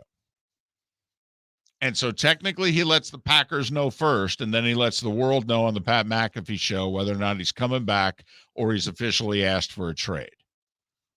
Did you see the report that came out over the weekend, and there were multiple about Aaron? Is that, first off, he was at Bakhtiari's wedding in California. And Matt LaFleur was also there. And there were spies at the wedding. And they could not remember a time when Rodgers and LaFleur talked, which I find interesting. But I find it more interesting that there's spies at a wedding. Right. Well, my guess is there were people at the wedding who were just paying attention and they had a phone. But that apparently Rodgers genuinely torn between coming back or requesting a trade, but that depending, Mark, on who you listen to, that apparently the Rodgers camp has 3 teams in mind: Denver, Tennessee, and Pittsburgh. And that he's got deals worked out with all 3, depending on who you believe. Now, remember, the Packers have said we haven't had a single trade offer. Well, of course not. No, I mean, no one's who called. would want to trade for Aaron Rodgers? Right. We've got nothing. We've already seen that old quarterbacks can't play. Right. They just shrivel up and fall apart. Right. Peyton Manning didn't do well in the second act in Denver. Tom Brady in Tampa was a bust. Right. So why would anybody think Aaron Rodgers? Yeah. Who's younger and in better shape than both of them, arguably. Yeah, okay. Right. So, right. No one has called the Packers about Aaron Rodgers. There's no interest. Meanwhile, apparently 17 teams have called Seattle about Russell Wilson, but no one's called Green Bay about Rodgers. So there you have it. I'll say this, and if you try to analyze Aaron Rodgers, all right, it's a foolish thing to do. But we've all had decisions to make in our life in which the decisions were either status quo or change, stay or go. Don't you think status quo and stay are easier decisions to make than change or go? 100%. So if he's truly, to me, he's either the biggest diva since Aretha Franklin. If he turns around at the last minute and goes, I'm staying. Dude, seriously? You've created all this drama in the last 10, 11 months for that? My goodness. Or, come on, deep down, he's out of here. And it's gut-wrenching to him. And that he probably, his head's probably even saying, you got a better chance to make the playoffs and go deep in the whole deal. See, if there you stay, go. There you go, David. Whatever reason, you're done with Green Bay, but you have a better chance to win if you stay, right? I think he convinced himself to go, and he's smart. No one's ever accused Aaron Rodgers of being dumb. And he's been looking at this since the end of the season going, well, Vikings are still the Vikings, the Bears are still the Bears, and the Lions are still the Lions. I can be a 1 seed in this division. And I know being a 1 seed hasn't gotten me to a Super Bowl, but it certainly seems like it's the best odds. I go to Denver, and I don't care who you are and what you think. Again, I think this is a smart guy. Denver, I got to play Kansas City. Play San Diego. Okay. Yeah, but he looks and he goes, you got to remember, competitors don't think about the competition. They just look at the roster and they go, oh, I can win with that roster. Put me on that team. That's a damn good team. mean, remember when Brady chose Tampa, and, I was one of the few that thought that was going to be the destination. And I kept saying, that's a 10-plus win team with a quarterback with 50 turnovers. They won 7 games with Jameis producing 50 turnovers. I said, Tom Brady plays on the exact same team. They turned 7 into 11 overnight. Sure enough, that's exactly what happened. Look at any of these teams, and I'm surprised Indianapolis wasn't on this list. Well, they'd have to live there. But he picked Pittsburgh. Well, loves Mike Tomlin. I know. Tell you. And I like the city of Pittsburgh. I would live in Pittsburgh. But as a professional athlete, it's like living in Boston, if you know what I mean. So that... But it is a royalty franchise. It is. Come on. It's the Pittsburgh Steelers. But all of those franchises, Tennessee had the best quarterback play this year. Yeah. They did. Yeah. Not the best quarterback. Right. But this year they had the best quarterback play. Of those 3 teams, absolutely. Right. Now, I have to admit, I have no idea how cap-wise it works with Tennessee. Because Tannehill's cap figure is big, and, it's complicated in the NFL. It's not like the NBA where you just trade big cap number for big cap number. It doesn't work that way. So I have no idea how in God's name it can work that he could end up a Tennessee Titan, but obviously they would figure it out if he wants to come. But anyway, all I know is by tomorrow afternoon, teams have to apply the tag. They've got to franchise tag players. And didn't somebody get tagged this morning? Orlando Brown from Kansas City, the tackle, was tagged this morning. There you go. So it has begun. Has anybody else been tagged? That's the first Not one that I'm aware of. And Pat Kerwin, who comes on the show twice a week, has the over-under number at 5.5. Something like that, yeah. And he went under. I went over because I always do. I'm always rooting for chaos. I will say, you see our buddy Rick Church across the glass there? He's a Vikings fan. He's got that look on his face like, oh, please go. Just please, just go. Take as long as you want if the answer is to leave. Miller and Moulton. We'll talk a little football on the Combine on the other side here on the Florida Sports Network.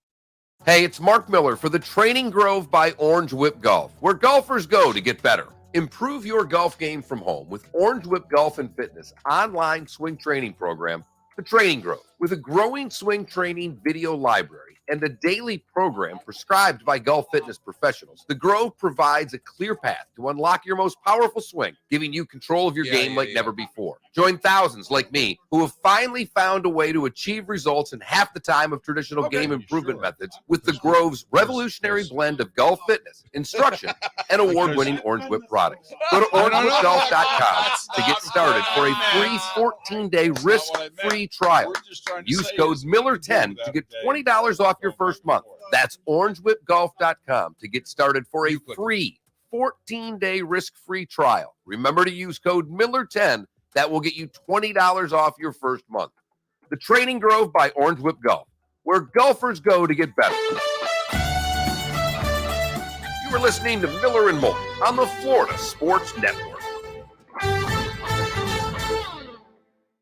Do you need legal help? Call Anajar and Levine at 1-800-747-FREE. If you're an umpire, you probably shouldn't make your calls in limericks. This game looks like a rout. You hit the ball with some clout. It went pretty far, and yet here we are. So caught the ball, and you're out. And if you're on we can do vacation, this now, you shouldn't be Twitch worrying audience. about boat, motorcycle, or RV Oh, insurance. That's All why right. Geico makes it easy to bundle and save. No idea if we're For bundling stepping on made a easy, go to coaxial cable here or geico.com not. today. Hi, I'm Kyle Lee with Lee Auto Group. We want But your DC, car, truck, of van, course, or SUV am today. We are paying I top sound dollar for different. clean I vehicles. gotta admit. Before Hello? you sell or Hello? trade, Hello? call Yeah, I don't Lee really Auto hear Group us to get the most I don't money for really your hear car. us either, Lee Auto Group, lee-cars.com. Don't forget the dash. But if anybody can do it, he knows he's not getting it. Make your message slicker, quicker, size in one day. Big size, little size for your truck. You need it quick now, you're in luck. Storefronts, real estate, banners too. All types of signs to make your message shine through.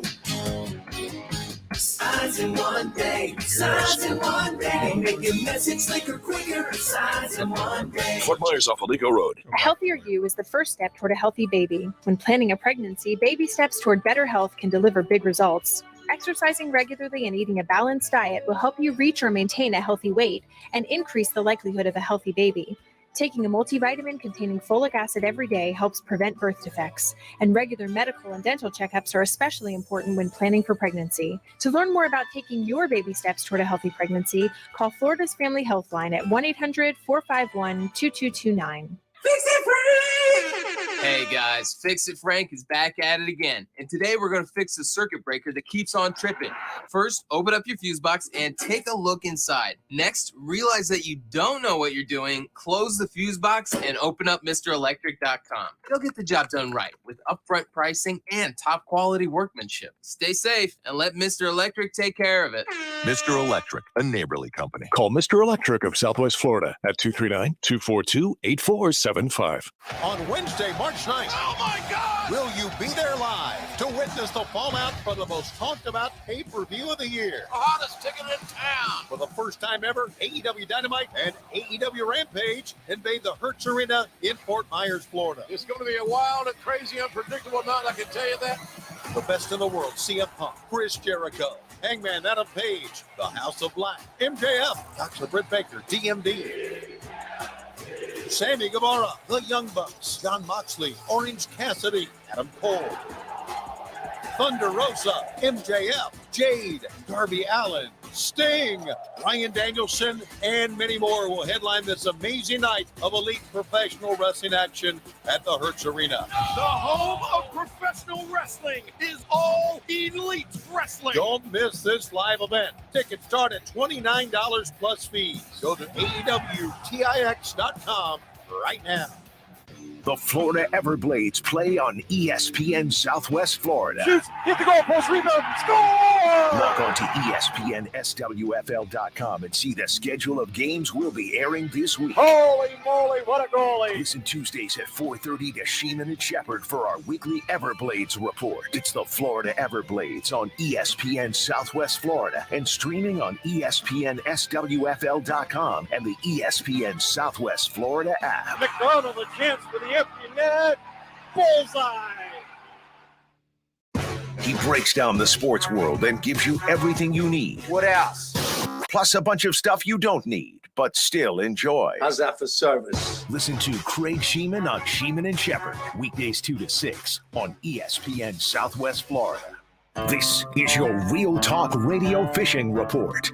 This is Captain Debbie Hansen, host of Real Talk Radio, heard each Saturday morning on ESPN Southwest Florida. Inshore for Pompano, focus your efforts along the beaches and in our local passes. Shrimp tip jigs, small flies that mimic sand fleas, or small crabs will be your best bets. For redfish, cut ladyfish or mullet are working well along mangrove shorelines.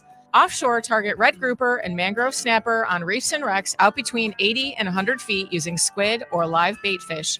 Switching over to the freshwater side, fish Texas-rigged soft plastic lizards or Senkos around scattered vegetation in areas with sand or gravel bottom. This is Captain Debbie Hansen, ESPN Southwest Florida, Real Talk Radio. Real Talk Radio is brought to you by Sportsman's Wholesale, Southwest Florida's largest discount tackle shop with locations in Port Charlotte and Bonita Springs. Listen to Real Talk Radio with Captain Debbie Hansen Saturday morning from 7 to 10 on ESPN Southwest Florida.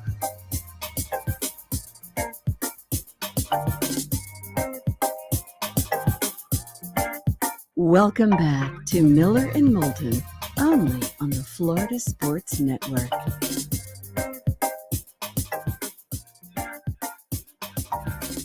"22 minutes before the hour. Thanks so much for being with us.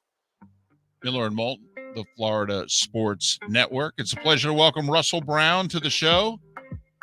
National Scout for Cover One, cover1.net. You can follow Russell on Twitter at Russ NFL Draft, Russ NFL Draft. Russell, it's David and Mark. Top of the morning to you. How are you? I'm doing well, fellas. How are you guys? Well, we are well. Thanks for coming on. Is the Combine going to survive in 5 years? It seems as if players, agents, coaches, teams are starting to kind of sour on this thing. Do you think it's just going to have to retool, or do you think it's in trouble? I think it'll retool in a way. I think it'll more so be, not putting everything on the players in one day. They'll probably expand it beyond what they've kind of done so far. You've got, meetings and interviews on Tuesdays and Wednesdays down there, and then things kind of kick off on Thursday.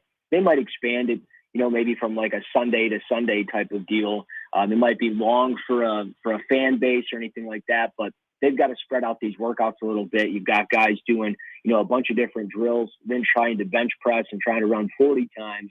And it just turns into a really long day for them. And I think it's just one of those things that they can kind of change the format a little bit. Like on Sundays, we've got this group running. On Monday, that group is going to do everything else as far as vertical jumps and bench press and things like that. I think it will change a little bit, and it'll make it a little bit more positive for these players. But I'm with you in the sense that it seems like we might see more players opting out of certain drills and opting out of potentially just being there altogether at some point. But if they change it, it might change. Are there any football drills, or not football drills, any drills that they do there that really the scouts think have to stay? I mean, is a vertical jump, if vertical jump goes away, I don't know how much it would even matter. Are there drills there that could just go away? I'm sure there are a couple of drills that, they might want to get rid of, like maybe a 20-yard shuttle or something like that. But it's hard to say because, you look at those vertical jump numbers and it helps you understand how explosive a certain player might be, especially for his size. You look at somebody like a Josh Pascal, for example, out of Kentucky. He checked in at 6'3", 269, and he ended up having a 37.5-inch vertical jump. It's a rarity to see a player of that size have that type of explosiveness. So you see that and you go, okay, well, I might move this guy up a little bit just according to those numbers. So I don't know if there's necessarily a specific drill in particular that maybe the scouts don't like or teams don't like, but I would say maybe some of the on-the-field stuff might change a little bit as well. Like I think there's times when we're watching, defensive ends and stuff running down the field trying to catch a football. It's cool to see that, but at the end of the day, are they ever going to do that? Probably not. If maybe they did like a figure 8 drill where I'm watching them sink their hips, drop their shoulders, do things like that, I'd probably be a little bit more intrigued to watch that drill. But I don't really care to watch Aiden Hutchinson run deep down the field to try to catch a pass because I know on Sundays he's not playing tight end for my team. He's playing defensive end.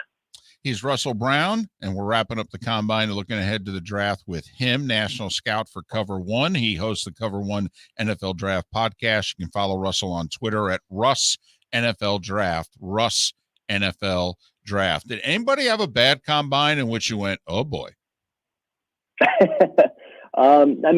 Not really anybody in particular. You look at Kyle Hamilton, if you have to start at the top of the draft, you see his 40 time, you might be a little bit concerned there. He ran in his second run was at 4.61. His first run was at a 4.58, excuse me. But it's one of those things where like you look at that and you go, well, everything else kind of checks out for him. So I'm not too worried there. Realistically, from the wide receivers, I know everybody loves talking about how fast these guys are. It felt like every single one of these guys ran relatively fast. I would say David Bell running a 4.65 and really not having the numbers that you'd like to see. A 33-inch vertical jump doesn't really show explosiveness to me. You look at a 3-cone drill at a 7.14, also shows that he might be a little bit more tight with his hips and he's not going to be as fluid as some of these other guys, but that's never really been his game. So it's hard to say that he hurt himself at all. He was always going to be a day 2 pick. It's now just a matter of where he ends up on the second day of the draft.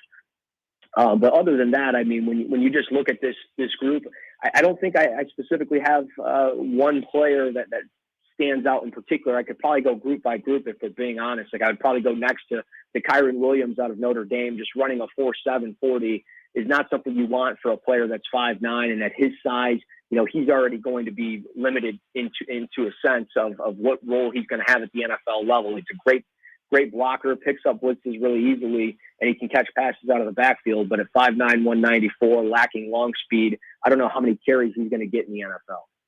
All right, switching from the combine to today's, we're starting to see a lot more tags. I got to have them done by tomorrow. Some story surface over the weekend on Aaron Rodgers. Russell, what's your gut tell you on Rodgers? Are we going to hear anything from him in the next couple of days? I sure hope so, guys. I really do. It's getting to this point where it feels like all the attention has to be put on him. And it's one of those things where I'm like, man, I'm I'm so tired of hearing about Aaron Rodgers. Just pick your destination. Let's move on. But it's one of those things, when I was down at the Senior Bowl, the team that I heard the most out of was the Denver Broncos. That was the way it sounded. It was he was going to end up being a Bronco. He would have ended up being a Bronco last year from what I had kind of gathered down there. But it ended up not happening because Rodgers ended up wanting just to stay one more year in Green Bay. And he could very well wake up today and say, hey, I'm staying in Green Bay. But, the news coming out was, there was reported deals of potentially a trade going to the Broncos, the Titans, or the Steelers. And I think all of those teams make sense for the need of, an upgrade at quarterback. But if I had to guess, not Green Bay, I would say the Denver Broncos. And I just hope he decides in the next 24 hours so that the Packers then can make the most informed decision about whether they're going to tag somebody. Honestly, right. And obviously that somebody is Devontae Adams. The quarterbacks between the Senior Bowl and the Combine, anybody change your opinion one way or the other of them? I mean, I'll say Desmond Ridder in a sense. I mean, I've always liked Desmond Ridder. I will say during the Senior Bowl practice, there were times that he struggled with ball placement. There were times that he struggled with certain drills. But when you watch him talk to the media, he's so calm, cool, and collected. And I think when you see him run, I mean, he runs a 4.5 40 down at the Combine. And you look and you say, well, this guy can run zone reads. He can run RPOs. He can do a variety of things for an NFL offense. He's got a big arm. And most importantly, the guy wins football games. He's got 44 career wins through his career, and that's third most in the NCAA ever in the history of the sport. So I think when you watch him, he does a good job working through his reads. You talk about the mobility. I think he's got some intriguing tools that maybe forces teams to take him much sooner than maybe any of us expected. I think a lot of people said, hey, he'll be a second-round pick somewhere. He won't go as high as some of these other quarterbacks. But, if the Titans and the Steelers are in the quarterback market, like I mentioned with Aaron Rodgers, they don't land him. They don't land another veteran quarterback, whether it's trade for Russell Wilson or somebody else. If that doesn't happen, maybe these teams are forced to take a player like Desmond Ridder because I think he could help you win football games now, regardless of what other people might say. They might say he needs to sit a year, and that might be beneficial for him. But he's certainly somebody that I think, I wouldn't say he's the top quarterback in this draft. He hasn't separated himself at all, but I would say he's put himself more in that first-round conversation. But obviously, I think the guy that maybe has separated himself the most here is Malik Willis, and that's just simply because of, one, how well he's done through media interviews, what he's done off the field. You saw it down at the Combine, outside the facility. He was out there helping that homeless guy and giving him, I think, money and clothes. And it's just one of those things. You see a terrific athlete, the ball flies out of his hands. He's going to be a weapon down in the red zone because you have to honor his mobility. And when you look at him, he might have the strongest arm in the draft. So I think with everything that he's done so far, he could potentially now be the first quarterback off the board, whereas before it felt like the consensus was Kenny Pickett, but now it might be Malik Willis. How many quarterbacks will go in the first round, and how many do you think actually should go in the first round, Russell? Well, I mean, I have all second-round grades on these guys. I don't have a first-round grade on any of them. So if I had to go off my grading, I would say none of them. But the NFL and quarterbacks, we know that's the premium. We know teams pay the price for them, and that's what it's going to be. And if a team is going to make that move, that's fine. I think we could definitely see two quarterbacks going for sure, Kenny Pickett and Malik Willis. I think the outside chances would be either Desmond Ridder or Sam Howell or Matt Corral. And I think we could see up to 5 there, but I don't think we'll see that. I would say 3, and it would probably be between, Ridder, Corral, or Howell, if I'm being honest. And it would probably be somewhere in that 20 range that we see that third quarterback taken. You okay if I take the center from Iowa, Lindbaum, in the first round? Because centers don't normally go in the first round. I think if you go all the way back to Pouncey, I think there's been like a handful of first-round centers in the last 12 or so years. But are you okay? Like if I'm the Eagles sitting there at 15, 16, and 19, I mean, one of those first two, I'm taking the kid from Iowa. Would you be okay with that, or would you crush me? No, I would be more than okay with that. In my first mock draft of the year that I did a few weeks back after the Super Bowl, I had Tyler Linderbaum going to the Eagles. I think he'd be a great fit there when you look at how that interior offensive line looks. Brandon Brooks just recently retired. Jason Kelsey's been on the fence of potentially retiring. I don't know if he'll come back this year. I feel like if he was retiring, he probably would have already announced it. So he's probably coming back. But yeah, I love Tyler Linderbaum. I think he's one of the 10 best players in this draft. He did check in at 6'2", 296, but we've seen players like that in the past that have gone in the first round out of that position at center. Garrett Bradbury out of NC State checked in relatively smaller when he came out, and he ended up going to the Minnesota Vikings in the first round. So with Linderbaum, you got a fluid athlete, does a really good job on reach blocks, is so consistent when he chips and climbs to the second level.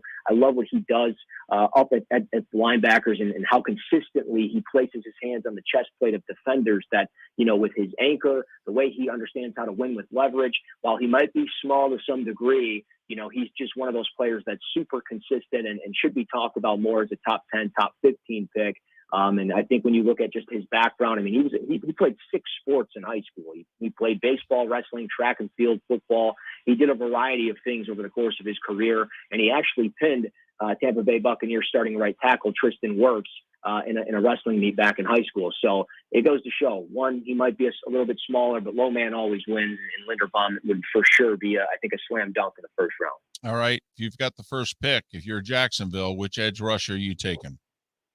Well, I would be leaning towards Aiden Hutchinson if it were me. I think he's the best player in this draft, but I really don't know if they're going to be taking an edge rusher. I think it's potentially going to be Evan Neal at this point in time. I just think they have such a serious need for offensive tackle and some help to protect Trevor Lawrence, but also to boost some confidence into this offense. And I think if you go Evan Neal, checking in at 6'6", 337, a very lean 337 down at the combine. He's an explosive athlete for a player of his size. I think he plays with such low pad level that it's rare to see a player of his size to play with that type of pad level. He can play in 3 different spots from left guard, right tackle, and left tackle. And, you just look at the rare athletic ability, the power that he has with his strong and powerful hands. I think he's an easy transition to be a franchise left tackle for a team. And when you look at Jacksonville, as much as it would make sense to take that edge rusher, which is maybe the safer pick to some degree, I think Evan Neal is somebody that you boost a ton of confidence in Trevor Lawrence. And again, when you have Doug Peterson here, offensive-minded coach, it would be hard for him, I think, to pass on a player like him.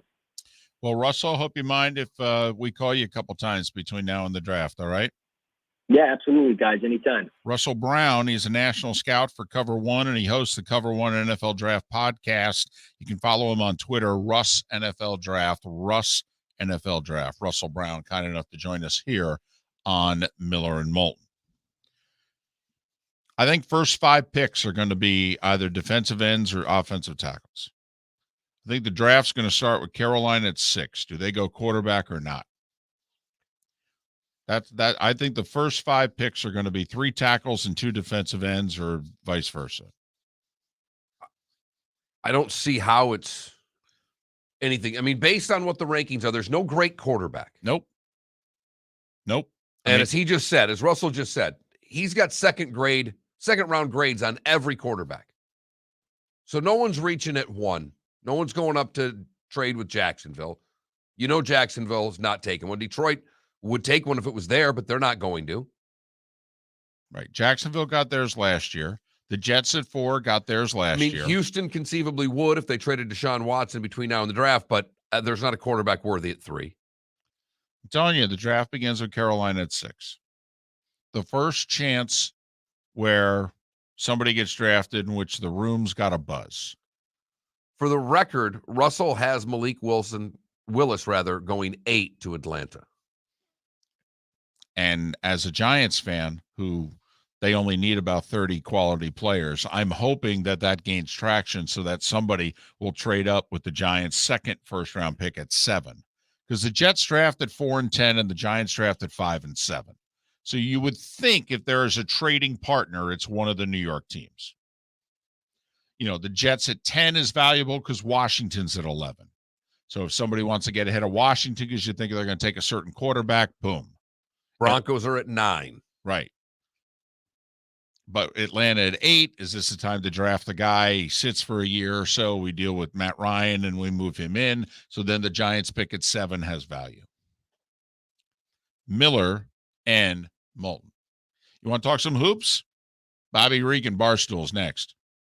Bring your big mouth to John Smith Subs and indulge in their overstuffed subs with the freshest quality ingredients. Enjoy our famous steak bomb with perfectly grilled marinated sirloin steak topped with provolone cheese, grilled onions, peppers, mushrooms, crispy bacon, juicy tomatoes, and creamy mayo. Boom! Made-to-order crispy fries can be paired with the Gator, the Cuban, the Chicken Bomb, or the Italian. Love local. Eat delicious with John Smith Subs. Find a John Smith Subs location near you today. David Moulton for Napa, Napa Auto Parts, and Napa Filters. Insist on Napa filters for your vehicles, or if you're a do-it-yourselfer, only buy Napa filters. Napa has a filter for almost anything on earth that moves, whether it's motorcycles, foreign and domestic cars, vans, SUVs, earth-moving equipment. You get the idea. Napa Auto Parts, Napa filters. Insist on them for your vehicles, or if you're do-it-yourselfer, only buy Napa filters. Hey, it's Mark Miller for the Training Grove by Orange Whip Golf, where golfers go to get better. Improve your golf game from home with Orange Whip Golf and Fitness online swing training program, The Training Grove. With a growing swing training video library and a daily program prescribed by golf fitness professionals, The Grove provides a clear path to unlock your most powerful swing, giving you control of your game like never before. Join thousands like me who have finally found a way to achieve results in half the time of traditional game improvement methods with The Grove's revolutionary blend of golf fitness, instruction,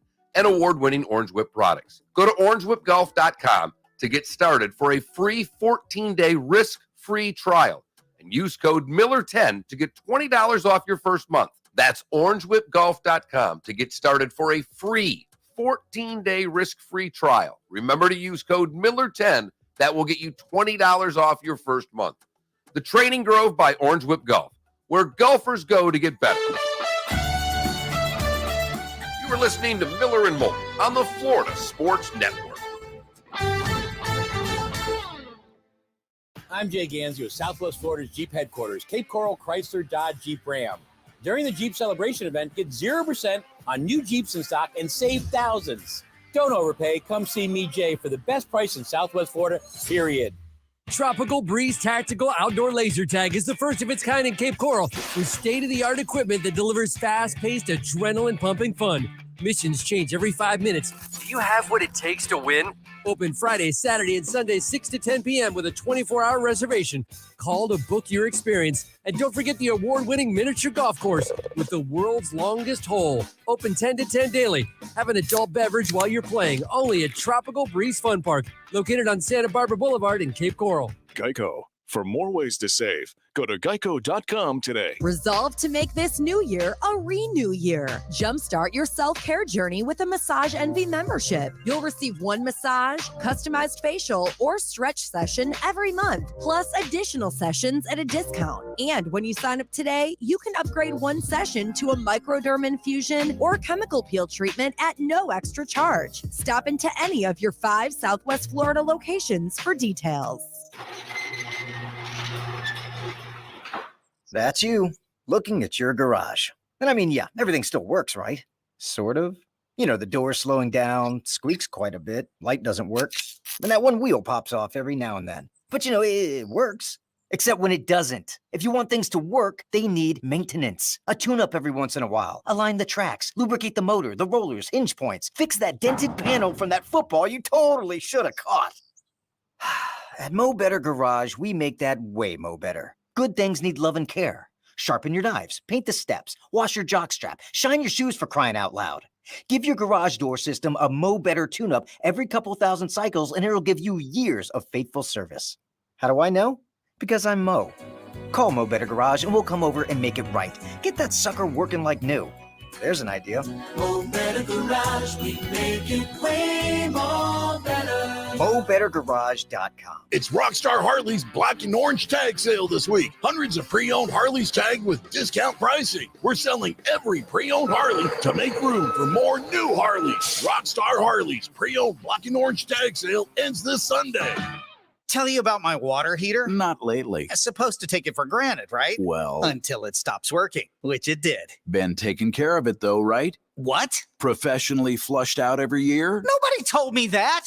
I thought everyone knew What that. else don't I know about water heaters? Dave. Have to scrape off the barnacles? Dave. Next, you'll tell me I need to change the timing belt and upgrade the firmware just so I can enjoy my rainfall shower head with water that's maybe just a little warmer than actual rain! Dave, so what's the best case scenario? Best case? Okay, I make one call, someone comes out and fixes my water heater today. Maybe comes back to do that maintenance stuff. That's best? Well, yeah, but That's best. Best Home Services. They always have 4 plumbing trucks standing by waiting for last-minute calls. they do all the... Yes, they do. GetBest.com. When something goes wrong, we're waiting. So I can't take my water heater for granted? Or your air conditioner. What? Hey guys, it's health and fitness expert Robbie Raw. Are you walking around in pain? Remember, it's not just about what shoes you wear, it's what's in them and how your body aligns from your feet on up. Learn more and find the location nearest you at goodfeet.com. He does it the only way he knows how. With his massive sports brain sprinkled with a smidgen of rabble-rousing. Listen to Pete Shepard on Sheeman and Shepard. Weekdays 2 to 6 on ESPN Southwest Florida. WBCN AM on 7-7 and on 104.3 W282BY FM. Powered by Shoreline Lumber. From Tampa Bay to Marco Island.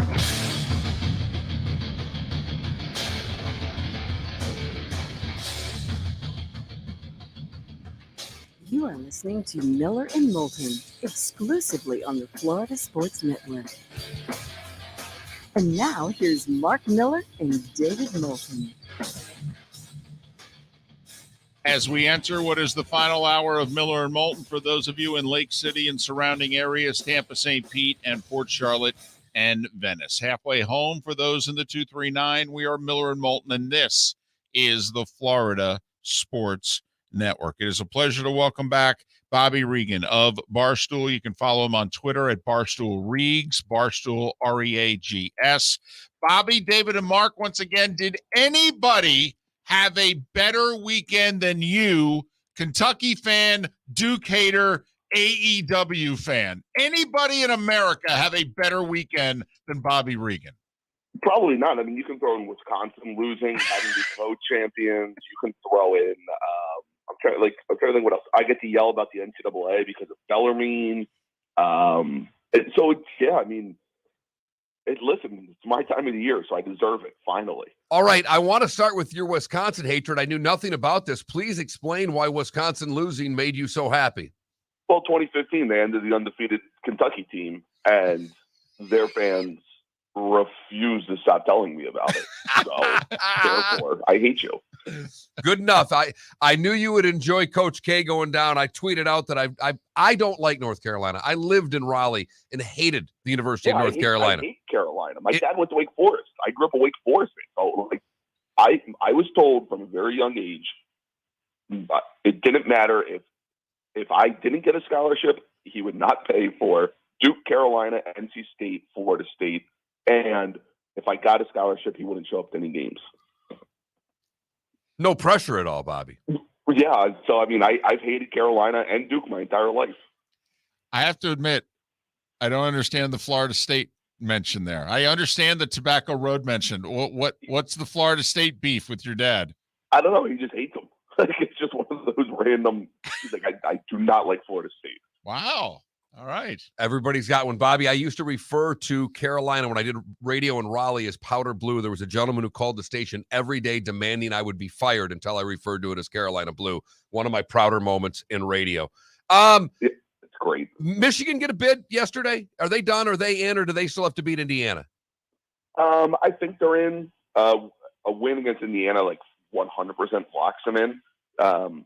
If you lose Indiana, then you have to start doing the math of, okay, where are we? How many bid stealers are out there? What do we have to worry about? A win against Indiana just escapes all that.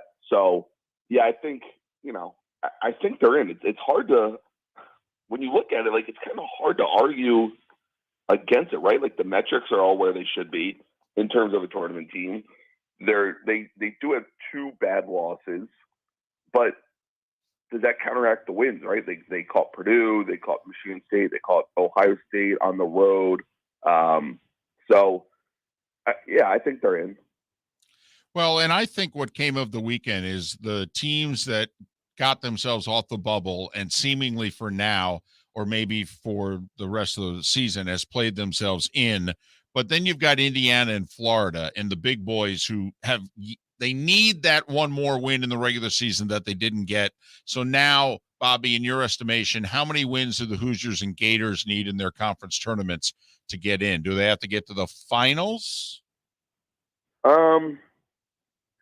I think if Indiana gets 2, because they would beat Michigan and Illinois, you could start talking about them correctly. Florida, I didn't even look to see the SEC tournament bracket. They have Missouri. Florida has A&M to start. A&M. They have A&M, and then they would play what, the winner? Or I think Auburn. Get Auburn. I think if you beat Auburn, then for a second time. Yeah, then that's another conversation. Both teams have to win 2 though to at least be in the conversation. See, Florida, what's going on here? You watch this from a nationwide, but you're a Kentucky guy, so you pay attention to the SEC. There's no reason why Florida shouldn't be one of the best 3 teams in the SEC every single year. What the hell is going on there? So obviously they did lose Castleton for a couple games, but that doesn't excuse what's going on. I just don't think Mike White really. I don't think White really is a good coach. I don't think he really. What's weird is that Louisiana Tech, I thought he was awesome, but I don't know if he really grasped what to do at Florida. He doesn't necessarily want to play fast, but he's starting to play a little faster. But now the defense is terrible. They're not a good rebounding team. It just doesn't make any sense. And it's not like they have bad players. He recruits okay. He does a good job in the transfer portal. I mean, you look and, in the roster, the transfers, Castleton, really good player transfer. Fleming, good player transfer. Jones, decent player transfer. So, I just don't think he really is a great coach at this level. Bobby Reagan, Barstool. You can follow him on Twitter at Barstool Reags. Do you have your theory as to why the Carolina Duke coach's handshake line went the way it was? Mine is that the Duke staff is incensed that Carolina didn't do anything to mention Coach K before their game in Chapel Hill.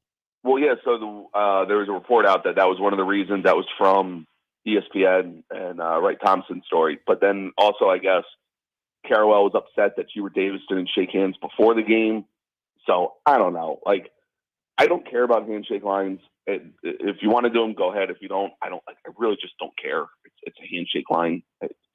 What are we doing here? But you can't just refuse, shake everyone's hands and then put your hand down one time. That made it even more outrageous of a look. Carroll should have just went to the locker room. But isn't that perfect Duke for what guys like you and I think about Duke? Yeah, it's Duke through and through. I mean, how many times after a loss have we seen something with K, right? Whether it was a blow-by in the handshake line or, stories of him going to the locker room. It's just, that's what Duke does. And Carrawell kind of summed it up perfectly. And then when the reasons came out, if he just snubbed Hubert Davis, it's kind of whatever, right? People just aren't really, it doesn't go as viral. But then when the story comes out of he's upset about not shaking hands before the game, and Duke was upset that UNC didn't honor K correctly at Chapel Hill. It's you're rivals. What do you want him to do? He's not going to come out with a gift. He shouldn't. He should be booed in Chapel Hill. All right, let's get into the Bellarmine situation. For those that don't know, Bellarmine's in the EA Sun. Bellarmine is making the switch. They've made it 2 years ago from D2 to D1. There's a rule that you're in a 4-year provisionary period where you can play D1 ball. You're just not eligible for the NCAA tournament during that time. The ASUN conference, unlike most conferences, allows the schools that are ineligible for the NCAA tournament to play in their conference tournament. They feel that they have to dangle that carrot so that those schools have something to play for, to be able to recruit, etc. Bellarmine is now hosting the ASUN championship game tomorrow night against Jacksonville. do you agree with the ASUN that this is the right thing to do, or do you think that it's absurd that a team could win the conference who's ineligible for the NCAA tournament? I have no problem with the ASUN because, like, at least give them a chance to play in the conference tournament. Like, why not? Right? Like, at least they get to win a tournament and prove a point. Where, you know, if you just play regular season, it's pointless. But it's the dumbest rule in the NCAA. The whole thing is like to prepare them for Division I. Well, what do you need? Like, what is sitting out 4 years of the NCAA tournament do? And now it just leaves mayhem. If Bellarmine wins, Jacksonville doesn't even go to the NCAA tournament. It's Jacksonville State who lost to Jacksonville, but because they're the 1 seed in the tournament. Like, what are we doing here? Why? And it happened last year too in the ASUN. North Alabama made it to the ASUN title game in this probation period. It makes no sense. If you're a Division I team, why are we putting these sanctions or probations on when you can just go? Like, a Division I program doesn't need any help getting ready for the NCAA tournament. Because, Bobby, we're in FGCU country and they made this move a dozen years ago, we actually got somebody from the NCAA on and we asked, why do you have this 4-year period? And they said, basically, we're trying not to have a bunch of D2s go D1. So we want to try to slow it down. Just don't. I mean, it's not working because we're adding teams at a rapid rate every single year. So just don't let teams in Division I. It's like, there's your solution. Cap it at a certain number and be like, okay, this is our Division I roster. Sorry. It's just, you're punishing kids and programs for no reason whatsoever. It's typical NCAA. I was actually talking to someone from Bellarmine yesterday, and I said, if you guys win, I want you to do a parade out, like, down Indianapolis past the headquarters. I will be on a float, and I will be launching T-shirts into the NCAA headquarters. I know it's not the same thing, but I believe if they win, they're in the NIT. They are. Yeah, I don't know if the probation goes to the NIT. It doesn't. It doesn't. It's only the NCAA tournament. Which makes it more absurd, Bobby. Right. Because you actually, like, the NIT is played on campus. I understand like that is a little bit different than the regular season, but NCAA tournament, you're literally just sending a team to a location. There's not much else more to it. Is this the most dangerous Kentucky team in the tournament since the 2015 team? No. The De'Aaron Fox and Malik Monk team who lost to UNC at the buzzer and the Luke May shot, I mean, they were probably the second best team in the country. That maybe third. It was UNC, Gonzaga, and Kentucky, and it was the luck of the draw that they had to play in UNC in the Elite Eight. That felt like kind of like the title game. That was probably the most dangerous team. And then you could throw in, if you want to throw in the team that blew the game to Alabama or to Auburn in overtime with Hero and Hagens and that group. This is up there, though. I mean, I'd probably put the second since that 15 team. They're good, but the difference is the team that lost Auburn in 19. Their defense was better than this team's defense, but this team just has that. They can just go on a run where a 5-point game becomes 14 in the blink of an eye. Bobby Reagan, basketball, college and pro for Barstool. Follow him on Twitter at Barstool Reags. Bobby, all the best. Hopefully we can talk again. Thanks, man. Have a good one. Bobby Reagan of Barstool here on Miller and Moulton. God, I love his hate. I just love his hate. Wisconsin losing at home to Nebraska. Illinois beating Iowa. They get the share a regular season Big Ten title. Mark, all right, many places around the country, they will embrace the co-title as if it was solo. Ala and I have been down for a while. It's been tough. They are going bat blank crazy over this. And they should. I mean, I guess for me especially, I remember a time when they were really good at basketball. Lou Henson. And then also Bill Self in the mid-2000s. Right. I mean, going to Illinois in the Big Ten was a tough task. It's a tough place to play. And so the football's never going to be there. They got to have something. I mean, it's nice to see their hoop program. It really is. Do you think, by the way, if you were running the A-Sun, because you know what the beef is to the teams that are in the A-Sun, they're getting eliminated. They can go to the NCAA tournament. They're being eliminated by a school who can't play in the tournament. Right. I mean, my first thing to all of them would be score more points. Okay. Really beat them, and we can end this really quickly. Right. I think the fact that we are now in NIL world, transfer portal world, coaches getting up and leave world, how we set a program for 4 years that's going from D2 to D1 seems absurd. The A-Sun has had a lot of teams moving in and out, sorry, Mark, of the conference over the last 12 years. They've had like 5 or 6 instances now of a team that's ineligible playing in the conference championship game for both men and women. They've yet to have that ineligible team win. I feel badly for the A-Sun because they're a jumpstart conference. They've gotten all these different teams to join who then stick with them for 2, 3, 4 years and then leave for a better conference once they get their eligibility. I would like to see the A-Sun put something in that says you have to stay for a minimum of 5 years, a minimum of 10 years, so that the NJITs of the world can't just leave them when they get their eligibility. But I'm all for what the A-Sun is doing. I think if you just went to 2 years, because the one thing people don't realize is that it's 4 years for every sport, but you get one sport on each side, one in men, one in women's, that have a 2-year probationary period. Make it 2 for everything. Make it 2 for everything. And I think you simplify this really quickly. This is Bellarmine's second year since making the jump from D2 to D1, but they play in historic Freedom Hall. They actually bought it. And Louisville obviously is a college basketball crazed city. There are many people. This guy's a legendary D2 coach, and he's on the verge of taking Bellarmine to winning the conference anyway. They're not going to get the bid, but he's on the verge of winning the conference in his second year. There are many people that want him to get the Louisville job. Be curious if they go there. Miller and Moulton. 16 minutes after the hour, Florida Sports Network.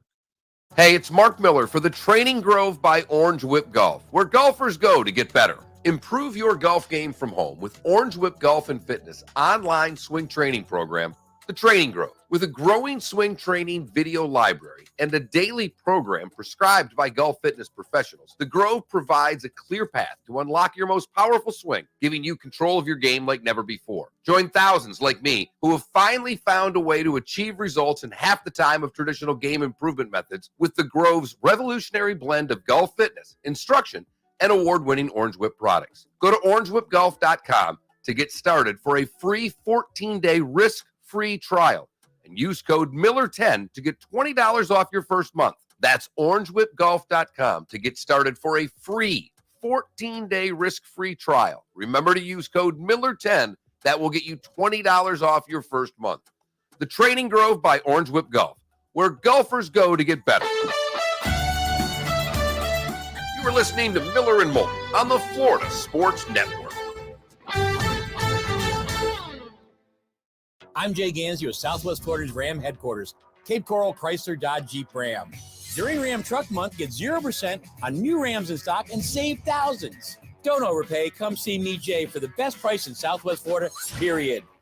Riverdale Dental and their friendly and dedicated staff would like to welcome you to Southwest Florida's premier private dental practices. At Riverdale Dental, we're taking extra precautionary measures to protect the health of both you and our staff. Call 239-303-2400 to set up an appointment. With 6 convenient locations in Southwest Florida, we look forward to serving you. Call Riverdale Dental at 239-303-2400 or look us up online at riverdaledental.com.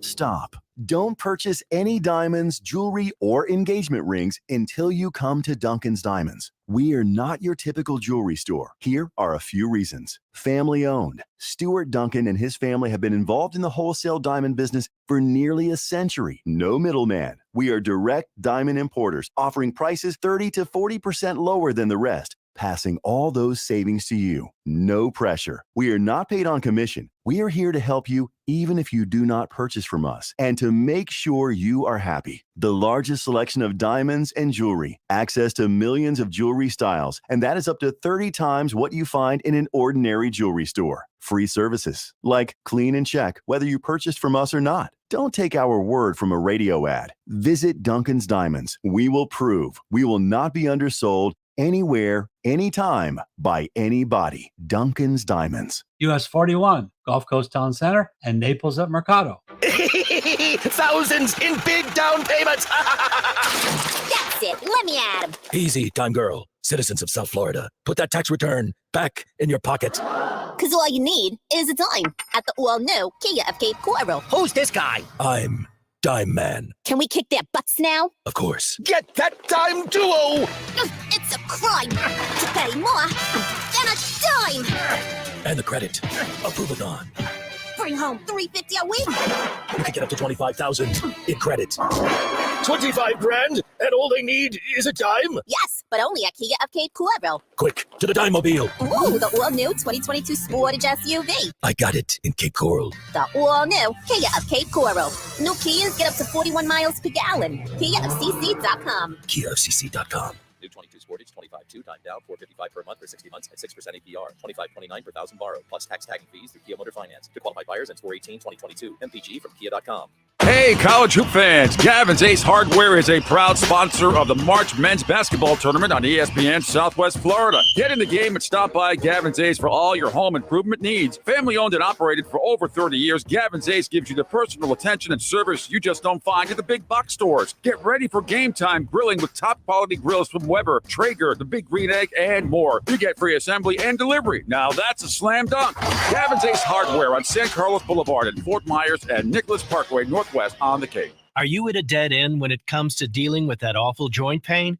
So was Rick Rawlings. I did 1.5 years of steroidal injections in my shoulder, both shoulders. They weren't helping at all, and it was just a Band-Aid. As for the constant pain medication prescriptions, I didn't get any relief. I didn't get any sleep, so I just stopped taking them. I didn't want to get hooked on drugs. But one day, I heard a commercial on the radio about QC Kinetics. Rick called QC Kinetics and learned all about natural biologic therapies, non-surgical treatments that actually help the body restore damaged joint tissue. And it was life-changing. After doing the QC Kinetics, I feel like I have a new life again. Today, my shoulders feel wonderful. My only regret was I wish I had done it sooner. From dead ends to new beginnings. Call today and learn about QC Kinetics' long-lasting relief. Call QC Kinetics, 239-893-PAIN.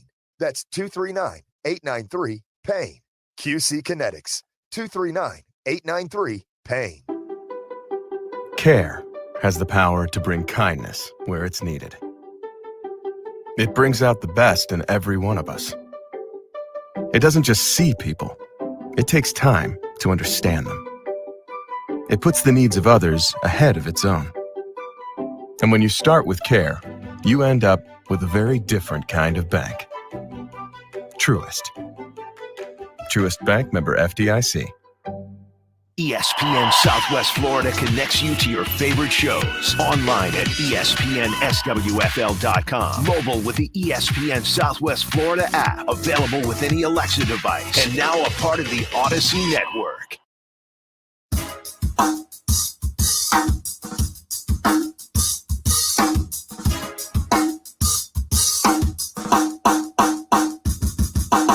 Welcome back to Miller and Moulton, only on the Florida Sports Network.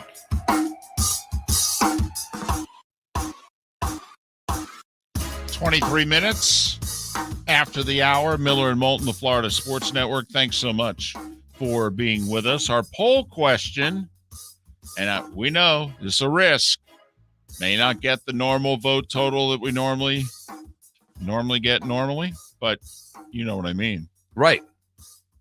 It's a baseball question after all. Right. So it's dangerous. We know how you feel.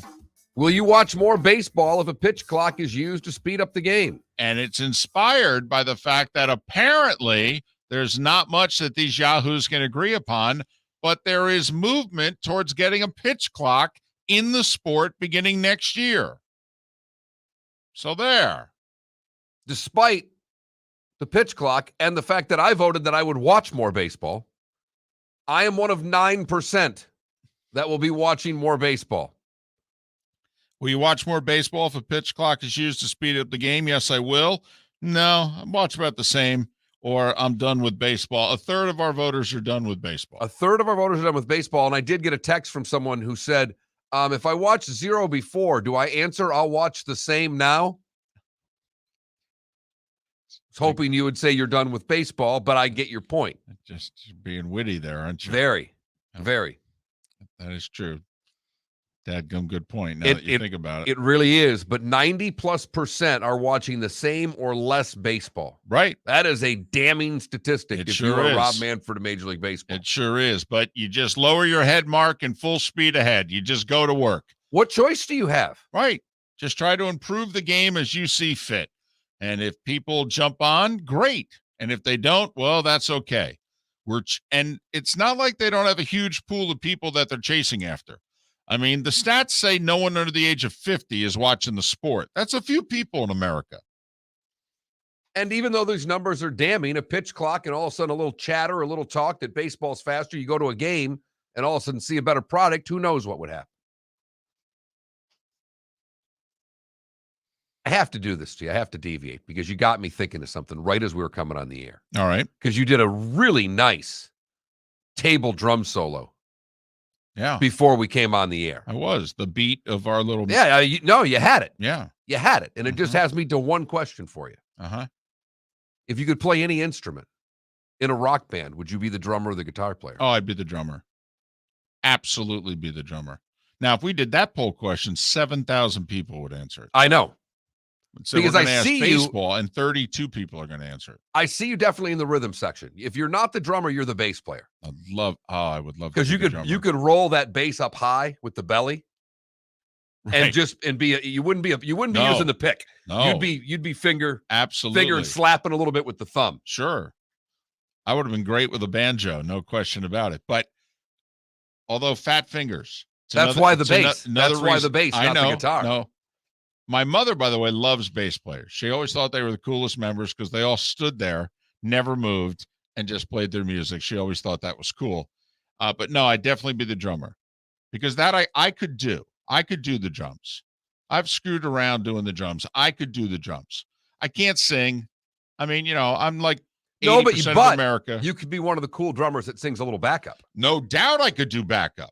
Right. It'd be perfect. I'd stick to rock. I think no doubt you'd be a little out of your element. But yeah, I could do certain backups. And the greatest thing in the world, I've always thought, was to be either one of the Pips or the backup singers to Adele. Well, and the drummer that is the backup singer is cool.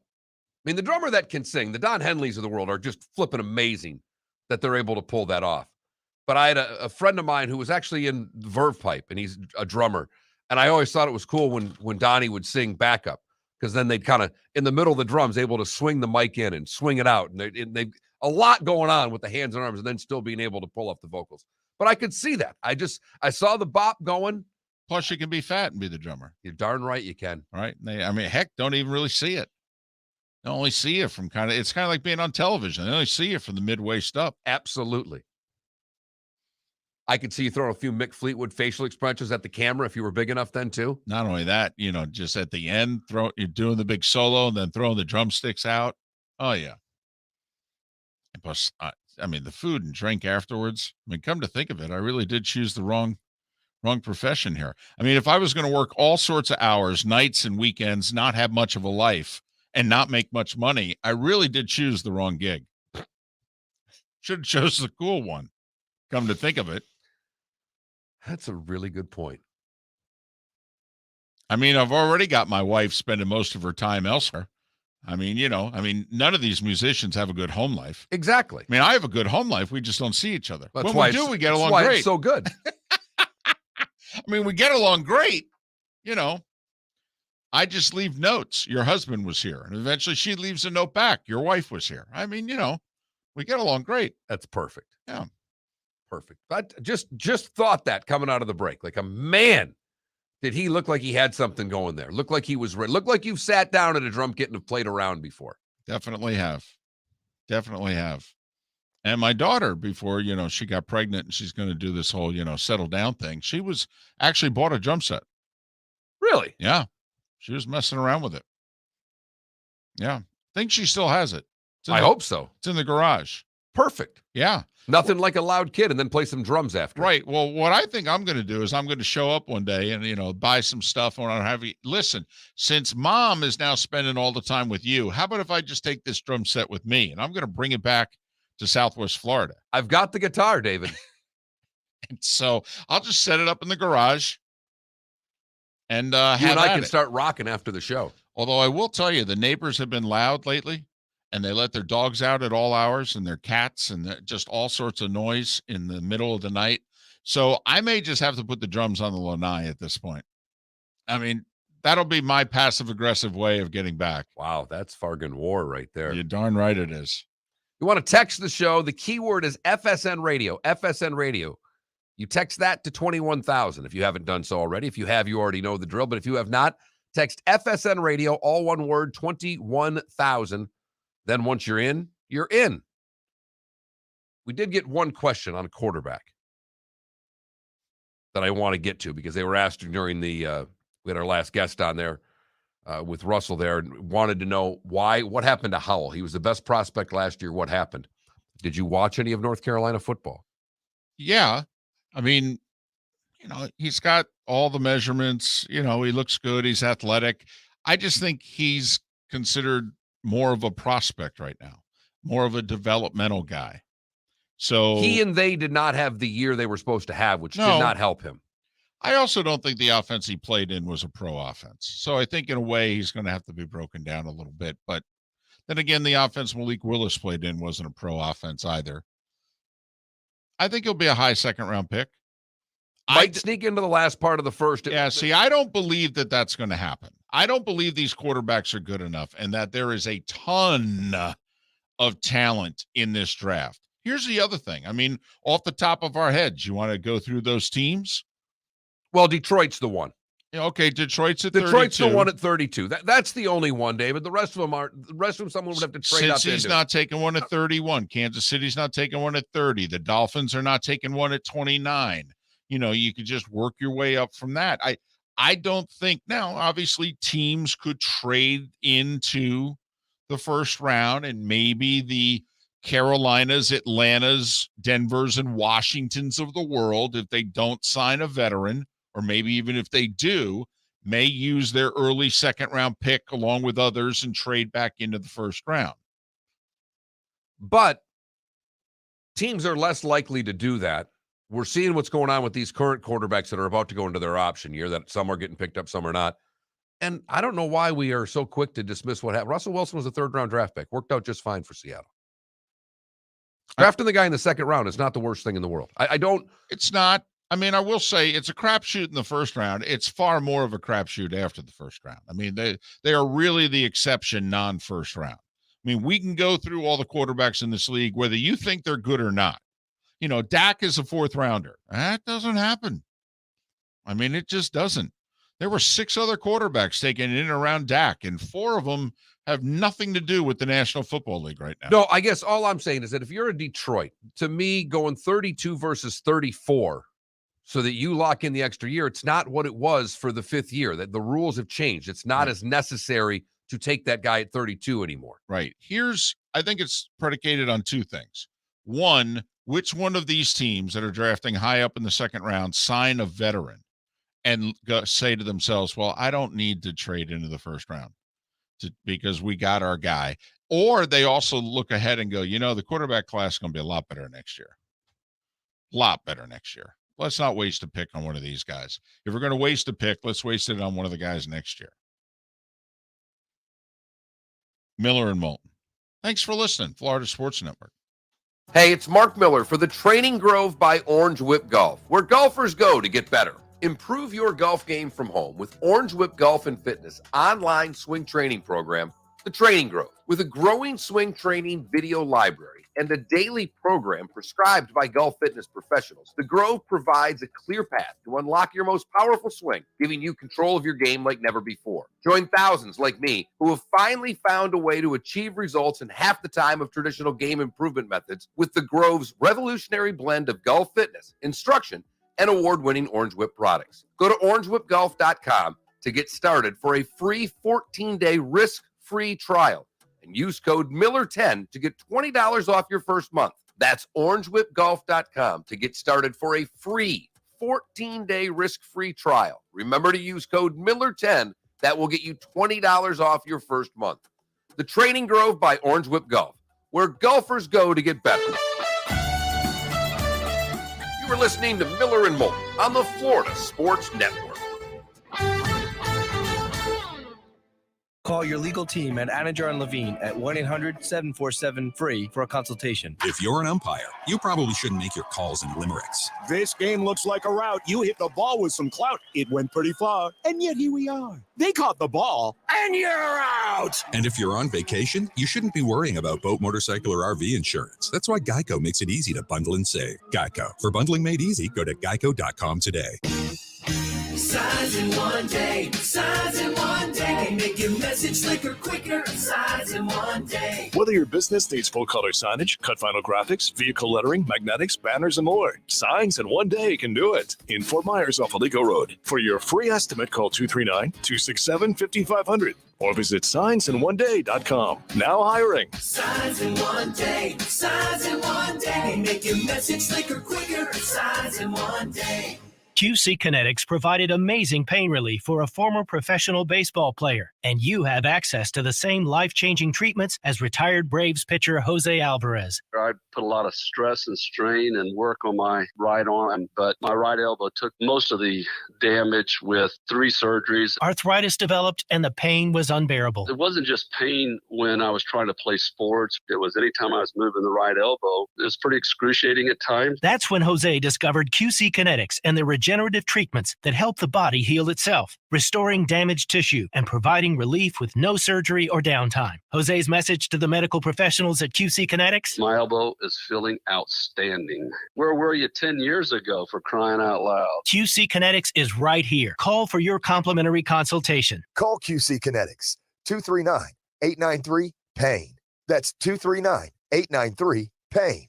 QC Kinetics, 239-893-PAIN. 50 years. This is Brian Creel here with my daughter Sammy and son Trace from Creel Tractor Company. We want to thank you, Southwest Florida, for supporting us and Kubota Tractor for 50 years. We are still your Kubota elite dealer for sales and service for the last 7 years. A lot of things have changed since 1972, but our commitment to our employees and our community have remained the same. Come check out what's new at Creel Tractor for all your Kubota sales, parts, and service needs. Thank you, Southwest Florida, for 50 great years. Creel Tractor. Dig up a great deal at Creel. Serving Southwest Florida since 1972. Oleksandr Kostelev, most commonly known as Simple, showed his support for Ukraine in a big way this week. The Ukrainian Counter-Strike player donated 1 million hryvnias to the Ukrainian army. 1 million hryvnias is roughly $33,000. Simple is one of the biggest players in esports of all time, and before making this donation, he made a public message on the IEM Katowice 2022 stage saying that all of us want peace for Ukraine and for the whole world. The latest esports and gaming news. Find it online at checkpointxp.com. You could save big when you bundle your home and auto with Progressive, but when we just come out and say it, it feels like it falls a bit flat. So we're going to use humor. But we don't want to insult your intelligence, so nothing too goofy. And we need to avoid any polarizing topics. Oh, and it has to be about how you can save big when you bundle your home and auto with Progressive. You know what? Maybe humor is a bad idea. Yeah, it's never going to work. Progressive Casualty Insurance Company and Affiliates. Discount not available in all states or situations. This is your Real Talk Radio Fishing Report. This is Captain Debbie Hansen, host of Real Talk Radio, heard each Saturday morning on ESPN Southwest Florida. Inshore for Pompano, focus your efforts along the beaches and in our local passes. Shrimp-tipped jigs, small flies that mimic sand fleas, or small crabs will be your best bets. For redfish, cut ladyfish or mullet are working well along mangrove shorelines. Offshore, target red grouper and mangrove snapper on reefs and wrecks out between 80 and 100 feet using squid or live bait fish. Switching over to the freshwater side, fish Texas rigged soft plastic lizards or Senkos around scattered vegetation in areas with sand or gravel bottom. This is Captain Debbie Hansen, ESPN Southwest Florida, Real Talk Radio. Real Talk Radio is brought to you by Sportsman's Wholesale, Southwest Florida's largest discount tackle shop with locations in Port Charlotte and Bonita Springs. Listen to Real Talk Radio with Captain Debbie Hansen Saturday morning from 7 to 10 on ESPN Southwest Florida. The Florida Everblades play on ESPN Southwest Florida. Shoots, hit the goal post, rebound, score! Log on to ESPNSWFL.com and see the schedule of games we'll be airing this week. Holy moly, what a goalie! Listen Tuesdays at 4:30 to Sheeman and Shepherd for our weekly Everblades report. It's the Florida Everblades on ESPN Southwest Florida and streaming on ESPNSWFL.com and the ESPN Southwest Florida app. McDonald, a chance for the empty net. Bullseye!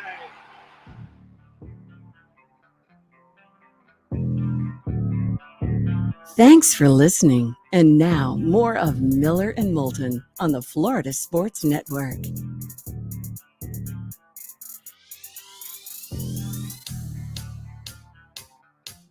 "21 minutes before the hour. Miller and Moulton, the Florida Sports Network. Thanks so much for being with us.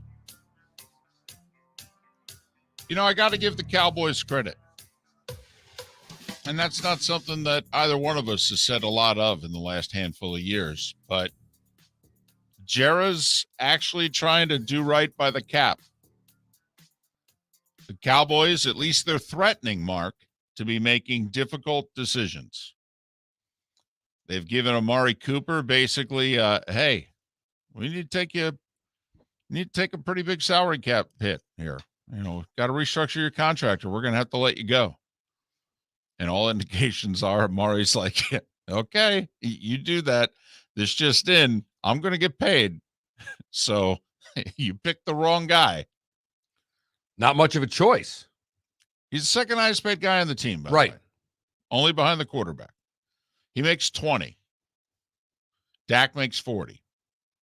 The third highest paid guy, though, DeMarcus Lawrence, he's $19 million a year, and he's also been told, hey, we got to do something about this, or we're going to have to let you go.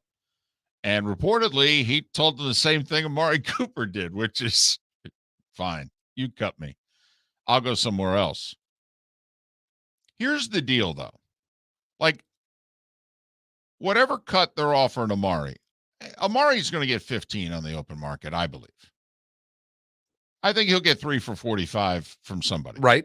So whatever the Cowboys offer, and he's thinking to himself, well, I can get that on the open market. So whether I play for you or play for somebody, I don't care.